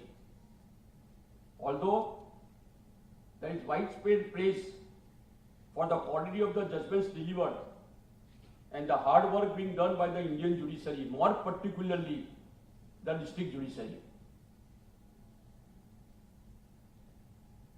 When we take up the appeals in the Supreme Court, many a times, correct, we find that the judgments delivered by the trial court and the first appellate court, correct, are better. Maybe because of the limitations so far as the high courts are concerned, question of law and all these things. Therefore, state-based sometimes, correct, we go to the judgment, the trial court judgment or the first appellate court judgment. That is why the quality of the judgment and the hard work by the district judiciary will play an important role in the entire justice delivery system. The hard work being done by the problem of delay in huge areas stares at us all. Unless we do something about it, the whole system would get crushed under its weight. Speedy justice is a fundamental right which is implicit within the broad arc and content of Article 21. It is a constitutional obligation of the state to dispense speedy justice, more so in the field of criminal law, nowadays in the civil law also. Judiciary being the ultimate protector of the human rights and final resort for dispensation of justice, the citizens of India look up to this institution with great respect and eternal hope. This casts a very heavy responsibility on the entire judicial system to live up to the expectations reposed in it and to maintain and the scared aura attached to its unsullied.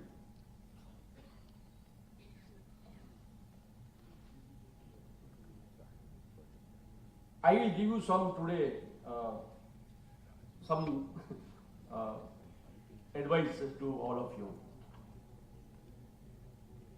While you perform in the courts, you follow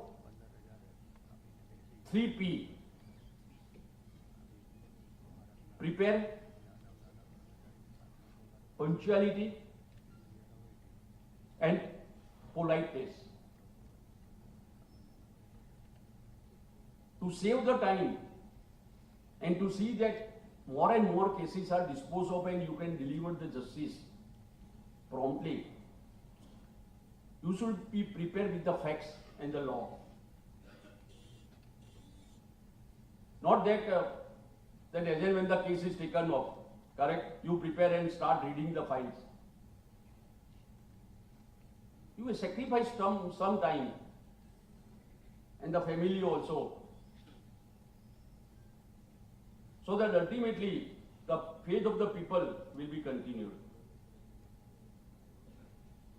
Punctuality in the court proceedings and the courtroom is very essential.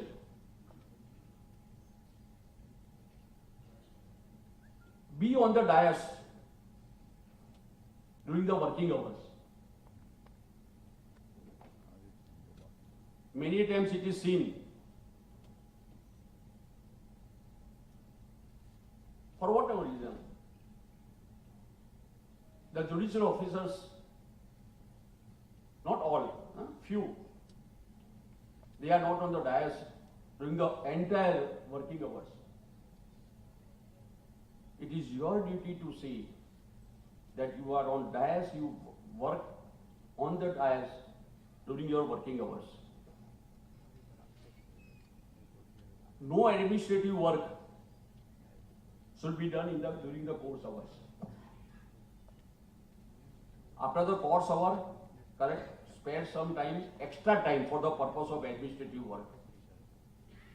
But don't do any administrative work during the court hours. Be polite in the court. Because ultimately politeness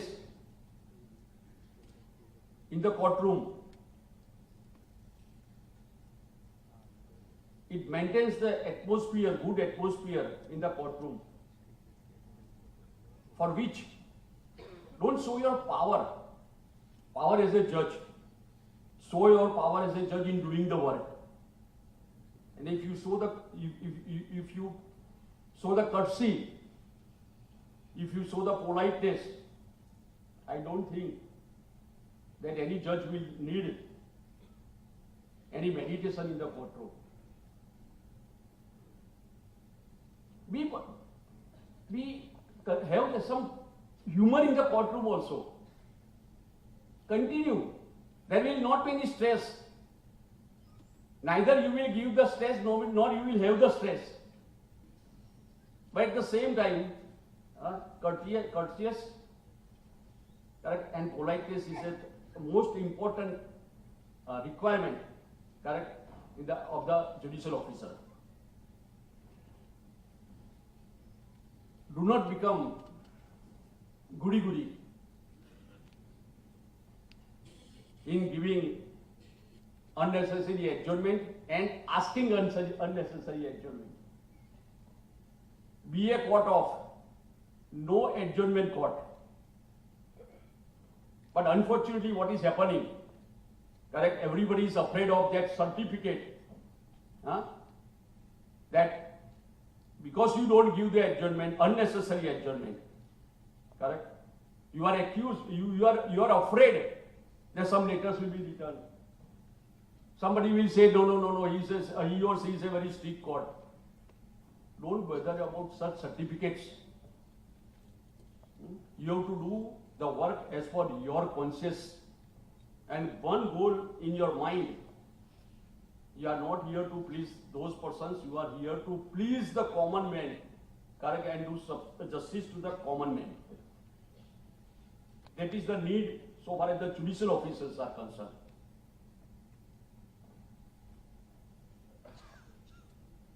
One another thing I have seen,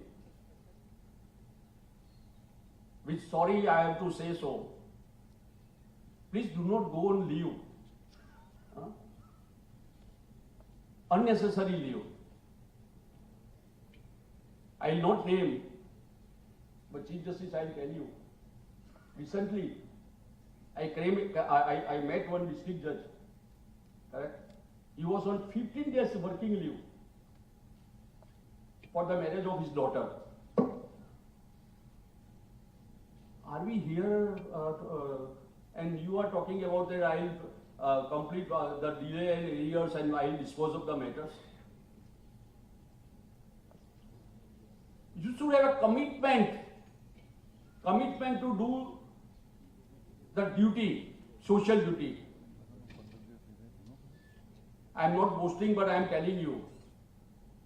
With proud, I am telling you. In my 14 years or 15 years as judge, in the career as a judge, sir, I have not enjoyed more than 10 to 15 days leave. Even there was a marriage in my nephew. Sir, I went to the court, correct, and in the second session I took the leave. So I recollect an incident of Justice J.C. Saab when he is in Bombay. At that time his son was to go to America. He was late by only 1 hour, correct, in the courtroom. He went to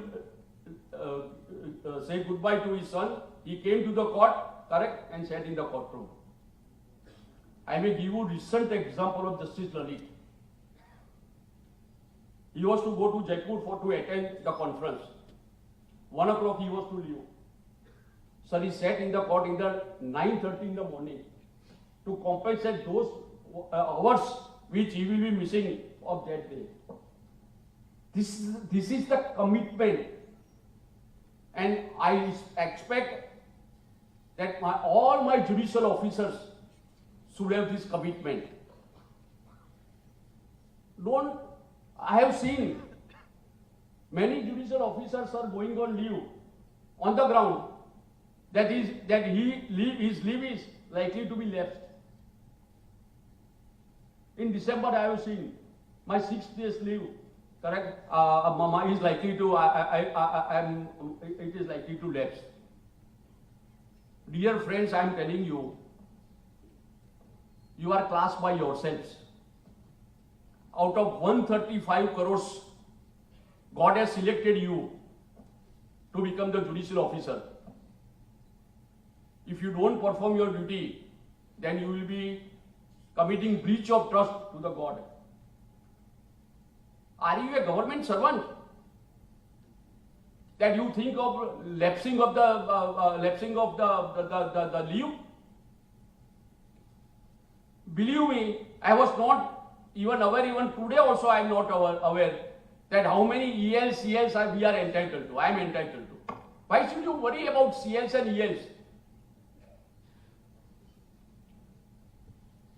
What is the difference between a judicial officer, a separate class, correct, and a government servant? I have seen the persons going on LTC despite the Supreme Court circular, correct, on the working days. Sir, don't do it. Please, for the sake of people, please don't do it. It's a honest request from a elder brother. What is required in the judicial judicial officer is commitment to do justice.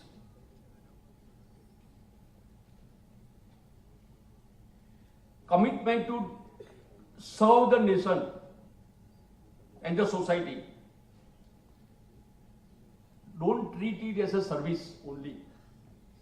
Treat it as a service to the society.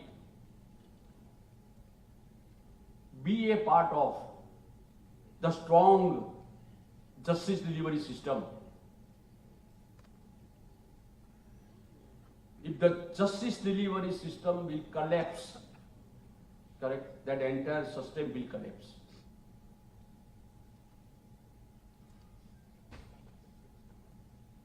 Please try to understand and appreciate the position which you are occupying.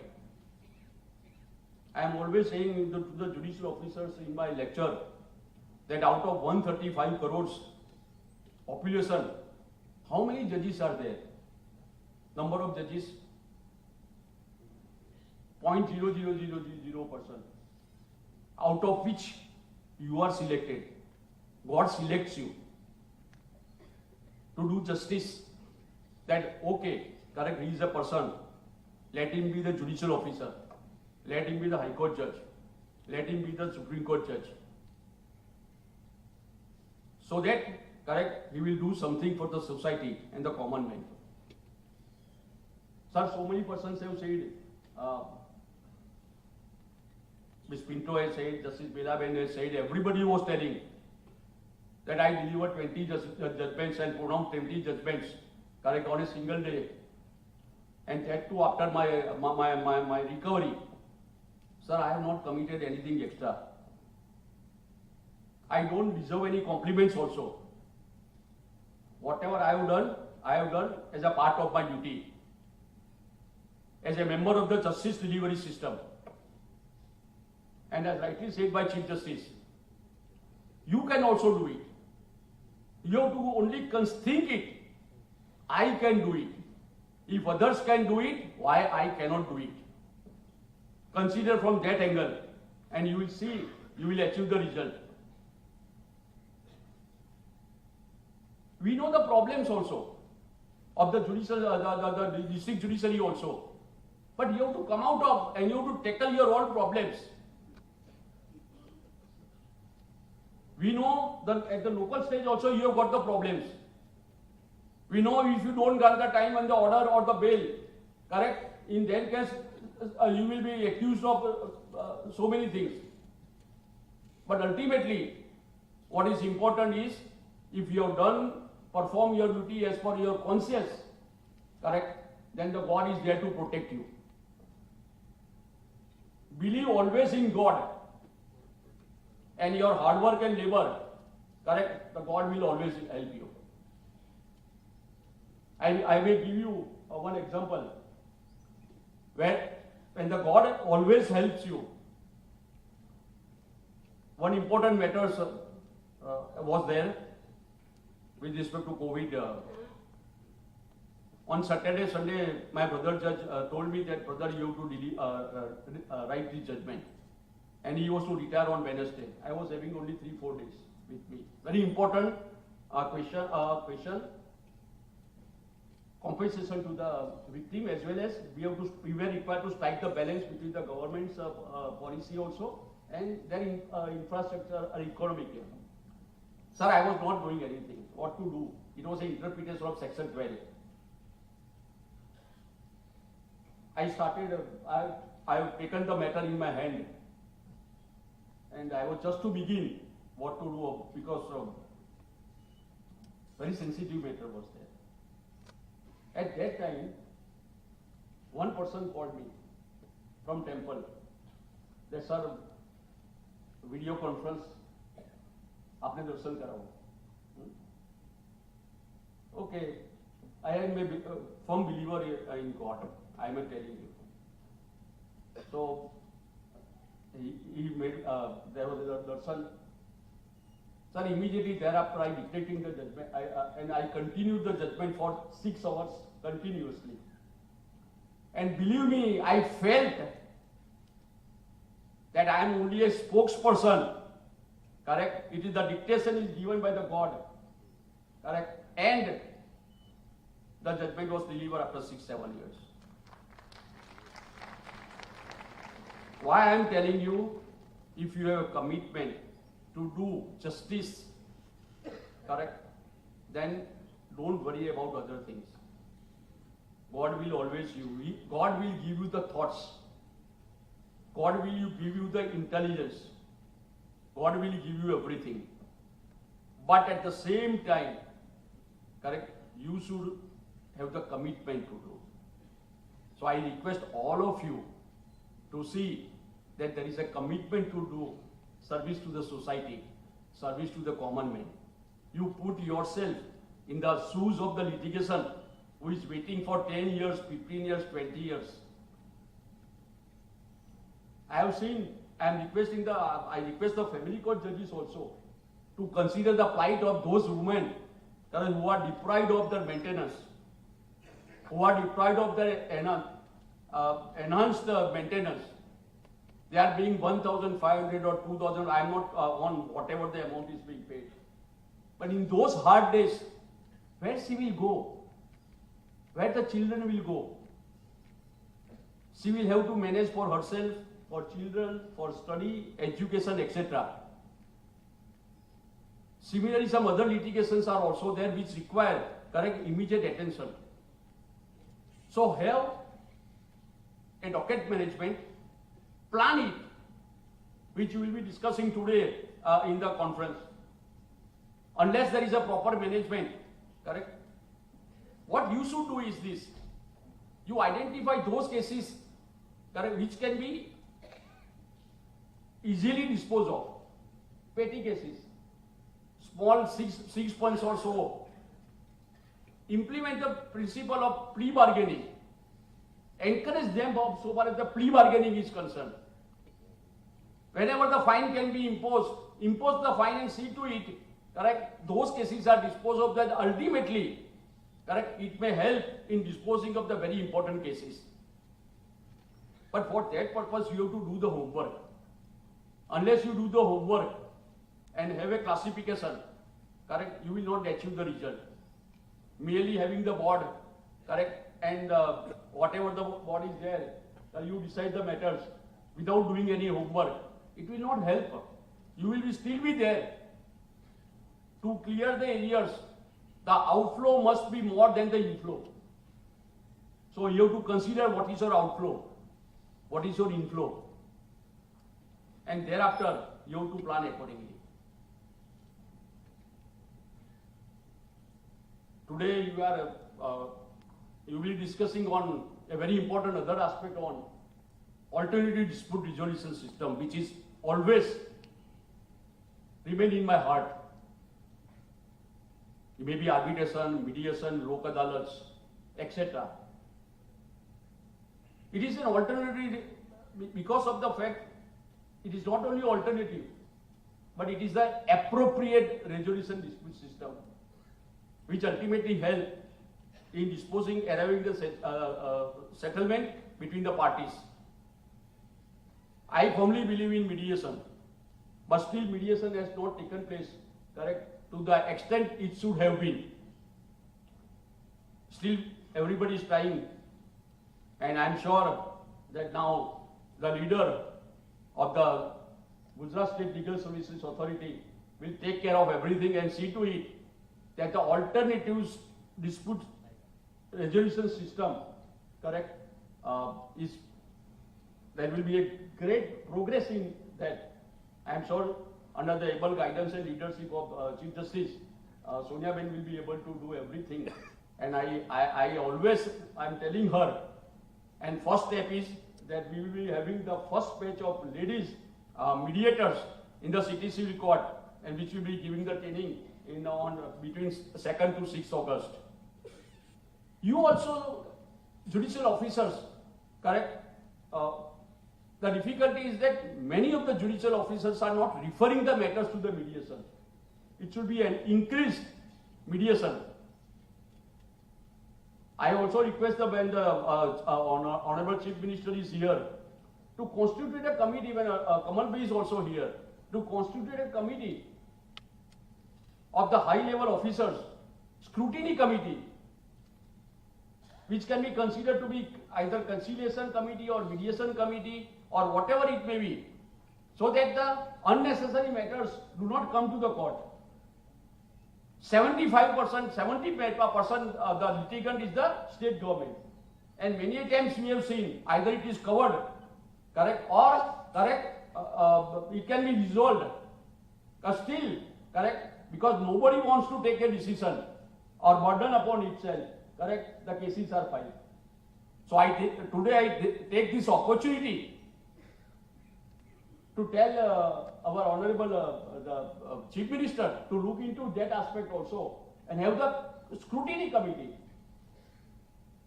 so that headed by some former High Court judge, correct, so that ultimately frivolous litigations, correct, can be stopped.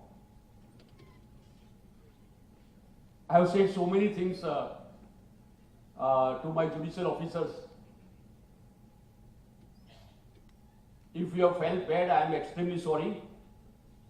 But I think that it was my duty to point out to you and tell to you, all of you, that be a part of the system. Be yourself a common man.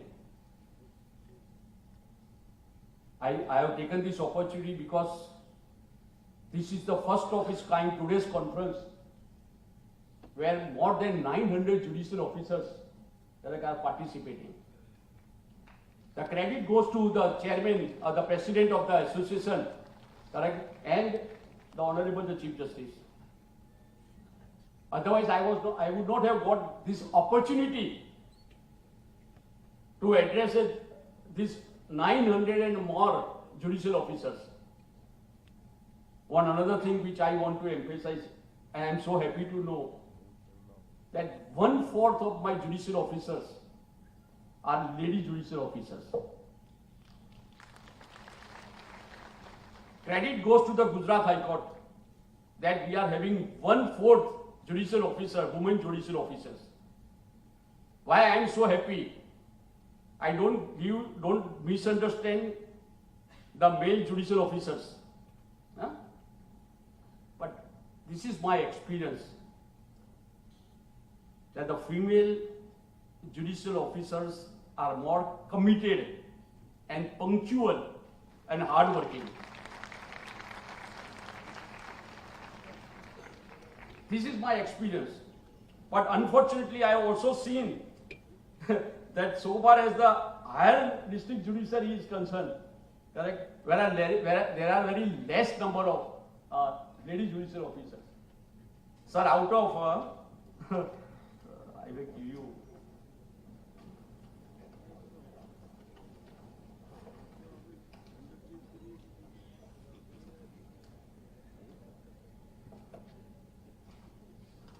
Yes, thank you. Out of 222 district judges, only 50 are the female judicial officers.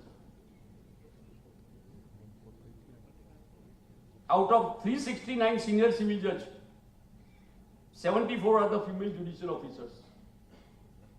But at the same time, out of 347 civil judges, 104 female judicial officers are there. Maybe because of, in the recent years, the female have thought it fit to join the judiciary. You may compete, correct, in the ADJ and IBs, all the female and not only female, other judicial officers also, correct, to be selected direct as a direct recruit and be a part of the system. You will be having today the benefit of experience of Justice C.K. Thakkar. I will always like to hear him because he was my guru. Today also he is my guru. And I always pranam him. Similarly, you will have a benefit of Justice Mohit Shah.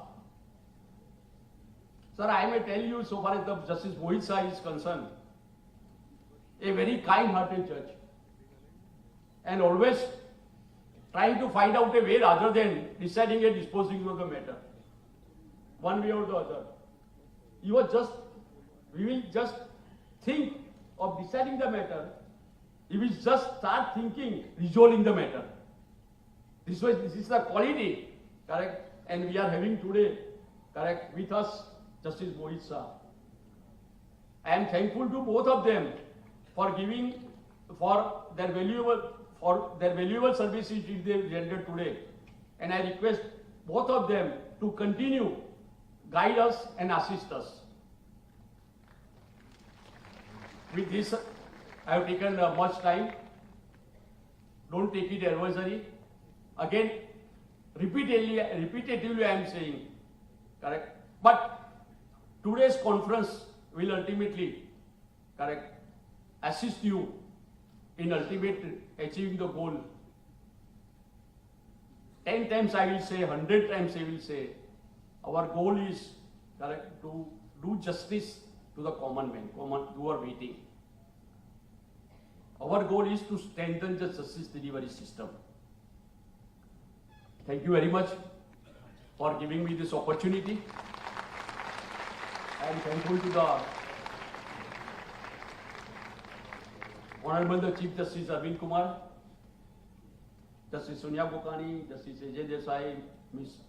Pinto for giving me this opportunity to share some views, maybe views or advice, whatever you call, before you. Thank you very much. Jai Hind, Jai Jai Garvi Gujarat. We are grateful to my Lord.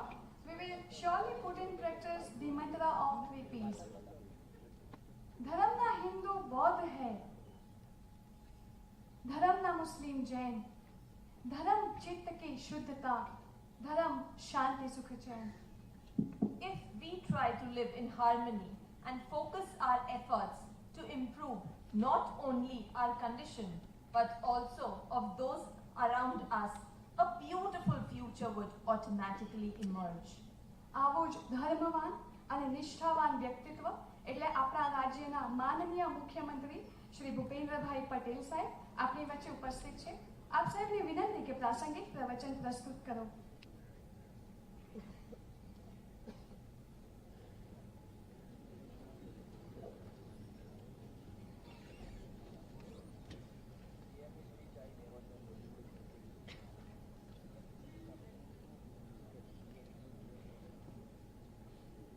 MR Shah સાહેબને કીધેલું કે ભાઈ તમે થોડું ગુજરાતીમાં બોલજો.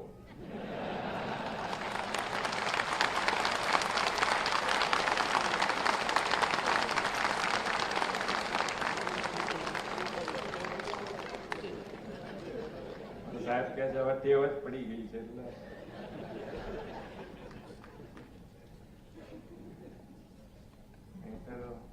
આમાં શું થાય કે પછી અમારું તો પાછું અમારા મગજમાં થોડી ઇમ્પ્રેશન હોય.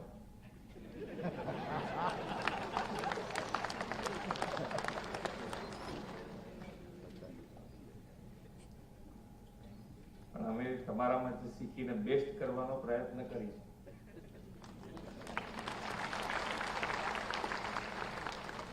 અને નરેન્દ્રભાઈએ પણ હંમેશા નાના માણસનું ધ્યાન રાખીને બધી જ જે પોલિસી જે બધી જ તમે જુઓ બધા નાના માણસોનું ધ્યાન રાખીને બનાવી છે.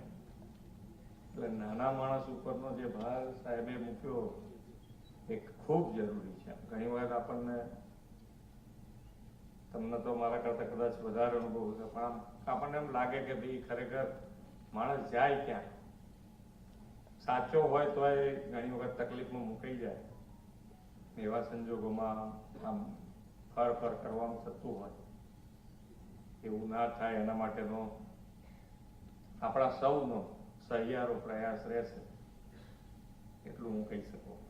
પણ આજે ગુજરાત સ્ટેટ જ્યુડિશરી ઓફિસર્સ એસોસિએશનની પ્રથમ કોન્ફરન્સમાં મારી સાથે મંચ ઉપર ઉપસ્થિત સુપ્રીમ કોર્ટના જજ તથા એમસીપીસીના સભ્ય જસ્ટિસ શ્રી એમઆર શાહ સાહેબ, વર્ચ્યુઅલ માધ્યમથી જોડાયેલા સુપ્રીમ કોર્ટના જસ્ટિસ બેલાબેન ત્રિવેદી તથા જસ્ટિસ શ્રી જેબી પારડીવાલા, મંચ ઉપર ઉપસ્થિત રાજ્યની હાઈકોર્ટના મુખ્ય ન્યાયાધીશ શ્રી અરવિંદ કુમારજી, હાઈકોર્ટ જજ શ્રી ચોન્યાબેન કુકાણી, શ્રી એજે દેસાઈ, ગુજરાત એડવોકેટ જનરલ શ્રી કમલભાઈ ત્રિવેદી, ગુજરાત જ્યુડિશિયલી સર્વિસના પ્રમુખ શ્રી એસ.વી. પિન્ટો, ન્યાયપાલિકા સાથે જોડાયેલા ન્યાયાધીશશ્રીઓ, કાયદાવિદો, વકીલ મિત્રો અને પ્રેસ મીડિયાના મિત્રો, સૌને મારા નમસ્કાર. ન્યાય પ્રણાલી અને ન્યાયપાલિકામાં ચર્ચા અને મંથન ચિંતનનો સતત જ અવકાશ રહેલો છે. સમય અનુકૂળ બદલાવો, પ્રવર્તમાન પ્રવાહો સાથે સુસંગત અને અપડેટ રહેવું એ આપ સૌ માટે અનિવાર્ય અને આવશ્યક બાબત છે. રાજ્યની ન્યાય પ્રણાલીને વધુ સક્ષમ બનાવી નવા પડકારો માટે સુસજ્જ કરવાની દિશામાં એક મહત્વપૂર્ણ અભિગમ આજની કોન્ફરન્સમાં સાકાર થવાનો છે. ગુજરાત સ્ટેટ જ્યુડિશિયરી ઓફિસર્સ એસોસિએશને આવી પ્રથમ કોન્ફરન્સ યોજવા માટે ખૂબ અભિનંદન પાઠવું છું. આ એક કોન્ફરન્સમાં અલગ અલગ વિષય અને વિષય નિષ્ણાતો ખૂબ જ યોગ્ય રીતે સિલેક્ટ કરવામાં આવ્યા છે. સાયબર ક્રાઇમ અને ફોરેન્સિકનો રોલ, ડિસ્પ્યુટ માટે વૈકલ્પિક વ્યવસ્થા, સજા માટેની પોલિસી, ન્યાય પ્રણાલીને વધુ એફિશિયન્ટ બનાવવા જેવી વિષયો જ્યુડિશિયલ સિસ્ટમ માટે તથા ન્યાયની વ્યવસ્થા વધુ સુદૃઢ બને તે માટે ઉપયોગી બની રહેશે તેવો મને પાકો વિશ્વાસ છે. આજે ડિજિટલ ટેકનોલોજીના ઝડપથી વિકાસ થઈ રહ્યો છે ત્યારે તેને આનુષંગિક ગુનાઓ પણ વધી રહ્યા છે. ડિજિટલ ઇન્વેસ્ટિગેશન અને તેના પુરાવાનું કોર્ટ કેસમાં અર્થઘટન અને મૂલ્યાંકન સારી રીતે થાય તે બાબત ઝડપી ટ્રાયલ અને સમાજ પર ખરાબ અસર ના પડે તે માટે ખૂબ જરૂરી છે. તે અંગે આ કોન્ફરન્સમાં ચર્ચા થવાની છે. લોકશાહીમાં ગુડ ગવર્નન્સ અને રૂલ્સ ઓફ લો માટે લેજિસ્લેચર, એક્ઝિક્યુટિવ, જ્યુડિશરીને એકબીજા પૂરક બનીને અને સ્વતંત્ર રીતે જો કામ કરે તો દરેકને ન્યાય અને તેની પ્રક્રિયાનો લાભ ચોક્કસપણે મળે. ન્યાયની અદાલતો એ રૂલ ઓફ લોના ગાર્ડિયન તરીકે ફરજ બજાવે છે અને લોકોમાં ન્યાયતંત્ર પ્રત્યેની જે શ્રદ્ધા છે તે ટકી રહે અને તેમાં વધારો થાય તે કામ ન્યાયિક અધિકારીશ્રીઓનું છે. એ દિશામાં આજની આ conference right job at right time છે એમ હું સમજુ છું. ગુજરાત આજે દેશનું ગ્રોથ એન્જિન ગણાય છે. વડાપ્રધાન શ્રી નરેન્દ્રભાઈ મોદીના નેતૃત્વમાં ગુજરાતે ગત 20 વર્ષમાં દરેક ક્ષેત્રમાં વિકાસની કેડી કંડારી છે, ડેવલપમેન્ટનું રોલ મોડેલ બન્યું છે. આની પાછળ મુખ્ય કારણ રાજ્યમાં ગુડ ગવર્નન્સ એટલે કે ઝડપી, વ્યાજબી નિર્ણય, સારામાં સારી પબ્લિક બિઝનેસ સર્વિસીસ તેમજ બિઝનેસ એન્વાયરમેન્ટ હોવાના કારણે ઔદ્યોગિક ક્ષેત્રમાં વિશ્વમાંથી અને અન્ય રાજ્યોમાંથી તમામ ક્ષેત્રમાં વધુમાં વધુ રોકાણ થાય છે. સાથોસાથ સક્ષમ ન્યાય પ્રણાલીનો પણ રાજ્યમાં શાંતિ અને સલામતી સુનિશ્ચિત કરવામાં મહત્વનો ફાળો રહ્યો છે. રાજ્ય સરકારે પણ કાયદા વિભાગ અને ન્યાયતંત્રને હંમેશા પ્રાથમિકતા આપી છે. ન્યાયતંત્રની તમામ માંગણીઓ ધ્યાનમાં રાખીને સર્વસમાવિષ્ટ બજેટ ફાળવણી કરવામાં આવે છે. 2003માં જે બજેટ 140.19 કરોડનું હતું તે ચાલુ નાણાકીય વર્ષમાં ₹1,740 કરોડ રકમની જોગવાઈ કરવામાં આવી છે. આપણે સૌએ કોરોના મહામારીનો કપરો સમય જોયો છે. આપણે કોરોના મહામારીનો પણ વડાપ્રધાન શ્રી નરેન્દ્રભાઈના નેતૃત્વમાં સફળતાપૂર્વક સામનો કર્યો છે. 200 કરોડ વેક્સિનેશન ડોઝની સિદ્ધિ અને કોઈ ભૂખ્યું ન સૂવે તેવી પ્રધાનમંત્રી ગરીબ કલ્યાણ અન્ન યોજનાથી દુનિયાને કોવિડ મેનેજમેન્ટનું એક સક્ષમ ઉદાહરણ ભારતે વડાપ્રધાન શ્રી નરેન્દ્રભાઈના માર્ગદર્શનમાં પૂરું પાડ્યું છે. કોરોનાના કપરા કાળમાં પણ લોકોને ન્યાય આપવાનું સરાહનીય કાર્ય ન્યાયપાલિકા દ્વારા કરવામાં આવ્યું હતું. તમામ ન્યાયાધીશો દ્વારા કોવિડના કપરા સમયમાં પણ પ્રશંસનીય કામગીરી કરવા બદલ ન્યાયાધીશોને ખૂબ ખૂબ અભિનંદન પાઠવું છું. વર્ચ્યુઅલ માધ્યમ, વિડીયો કોન્ફરન્સિંગ, ન્યાયપાલિકાની કામગીરી કોરોના કપરા કાળમાં પણ યથાવત રાખીને આપણી ન્યાયપાલિકાનું ગૌરવ સન્માન પણ આપ સૌએ કર્યું છે. જે ન્યાયાધીશો ન્યાયિક કામગીરી દરમિયાન કોવિડગ્રસ્ત થયેલ હોય અને કોવિડને કારણે જે ન્યાયાધીશો અવસાન પામ્યા છે તેવા પરિવાર પ્રત્યે સંવેદના વ્યક્ત કરું છું. જે ન્યાયાધીશો ઓન ડ્યુટી અવસાન પામે છે તેઓના પરિવારને ₹25 લાખની સહાય રાજ્ય સરકાર દ્વારા આપવાનો નિર્ણય કરવામાં આવ્યો છે.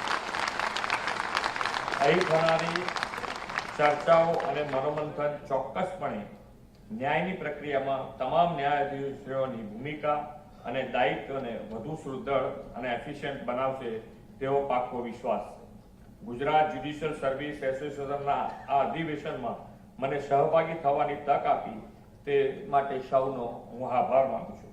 અહીંયાથી સાહેબે જે સજેશન કર્યું છે કે તો એ સજેશનમાં આપ સૌના માર્ગદર્શનમાં કમિટીની રચના કરવા માટે પણ અમે આગળ વધીશું. આપ સૌનો ખૂબ ખૂબ આભાર. Thank you. ભારત માતા કી જય. વંદે માતરમ. જય જય Ganesh.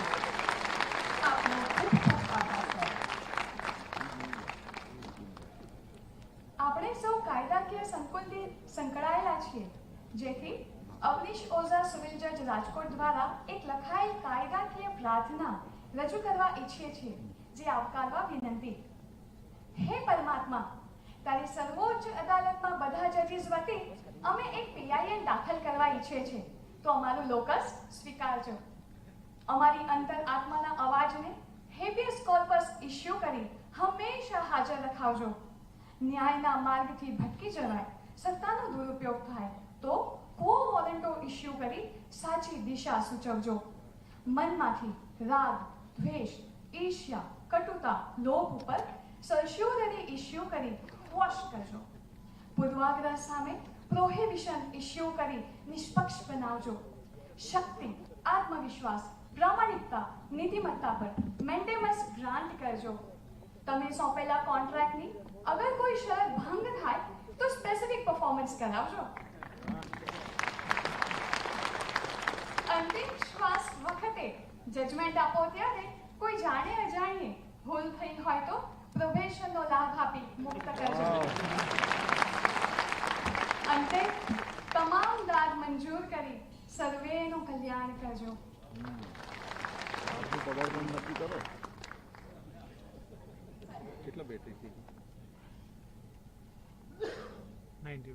To quote a celebrated author, Mr. Robert Emmons, he said, I quote, "Gratitude takes us outside of ourselves, where we see ourselves as part of a larger, intricate network of sustaining relationships. And I request respected Mr. Pt.Deendayal, sir, Registrar General, High Court of Gujarat, to come forward to deliver the vote of thanks. Very good morning, everyone. Today I feel honored and privileged to have been assigned to propose vote of thanks on behalf of the Gujarat Judicial Service Association and High Court of Gujarat. This is the first judicial conference of Gujarat Judicial Service Association, and I say with command that the conferences begin on the most promising and positive atmosphere. The zeal and enthusiasm shown by all the judicial officers clearly show that the idea of Honorable the Chief Justice, Mr. Justice Arvind Kumar, of organizing conference of all judicial officers of the state with active participation has been succeeded. I take this opportunity to express deepest gratitude on my behalf and on behalf of the association to the enterprising, compassionate and popular Honorable Chief Minister, Sri Bhupendrabhai Patel, for sparing his valuable time and inspiring all the officers with his esteemed presence. The approach of Honorable the Chief Minister and the Government of Gujarat has always been very cooperative in all the activities and ventures proposed by High Court of Gujarat. I, on behalf of the High Court, express my deepest gratitude to Honorable Chief Minister. Thank you very much, sir. This event would not have become possible but for the greatest moral support and inspiration of Honorable Mr. Justice M.R. Shah, Judge Supreme Court of India, who always has extended his tireless support in any activity associated with justice delivery system. My Lord, we are beholden to your great cooperation. The esteemed presence of Honorable Lordship has been the biggest inspiration to all the judges of the state of Gujarat. On behalf of the association and all the judges of the state, I express my heartfelt gratitude. Thank you, my Lord, for gracing the conference. I also express my heartfelt gratitude to Ladyship Honorable Miss Justice Belaben M. Trivedi, Judge Supreme Court of India, for sparing her Ladyship's valuable time and experience for this event. The esteemed presence of Honorable Ladyship has been the biggest inspiration to all the judges of the state of Gujarat. Thank you, Ladyship. I also express my sincere gratitude to my Lord Honorable Mr. Justice J.B. Padiwala, Judge Supreme Court of India, for enlightening us by his inspirational and motivational address to the gathering. The esteemed presence of the Honorable Lordship has been the biggest inspiration to all the judges of the state of Gujarat. Thank you, my Lord. I also express my deepest gratitude to my Lord Honorable Mr. Justice Arvind Kumar, Honorable the Chief Justice High Court of Gujarat. I would say this with profound respect that today's conference has seen the light of the day because of my Lord's visionary approach towards the institutional development. It was only my Lord who proposed to reconstitute the Association of the Judicial Officers in the state and provided necessary guidance to organize such a large-scale function, embarking the presence of all the judicial officers of the state.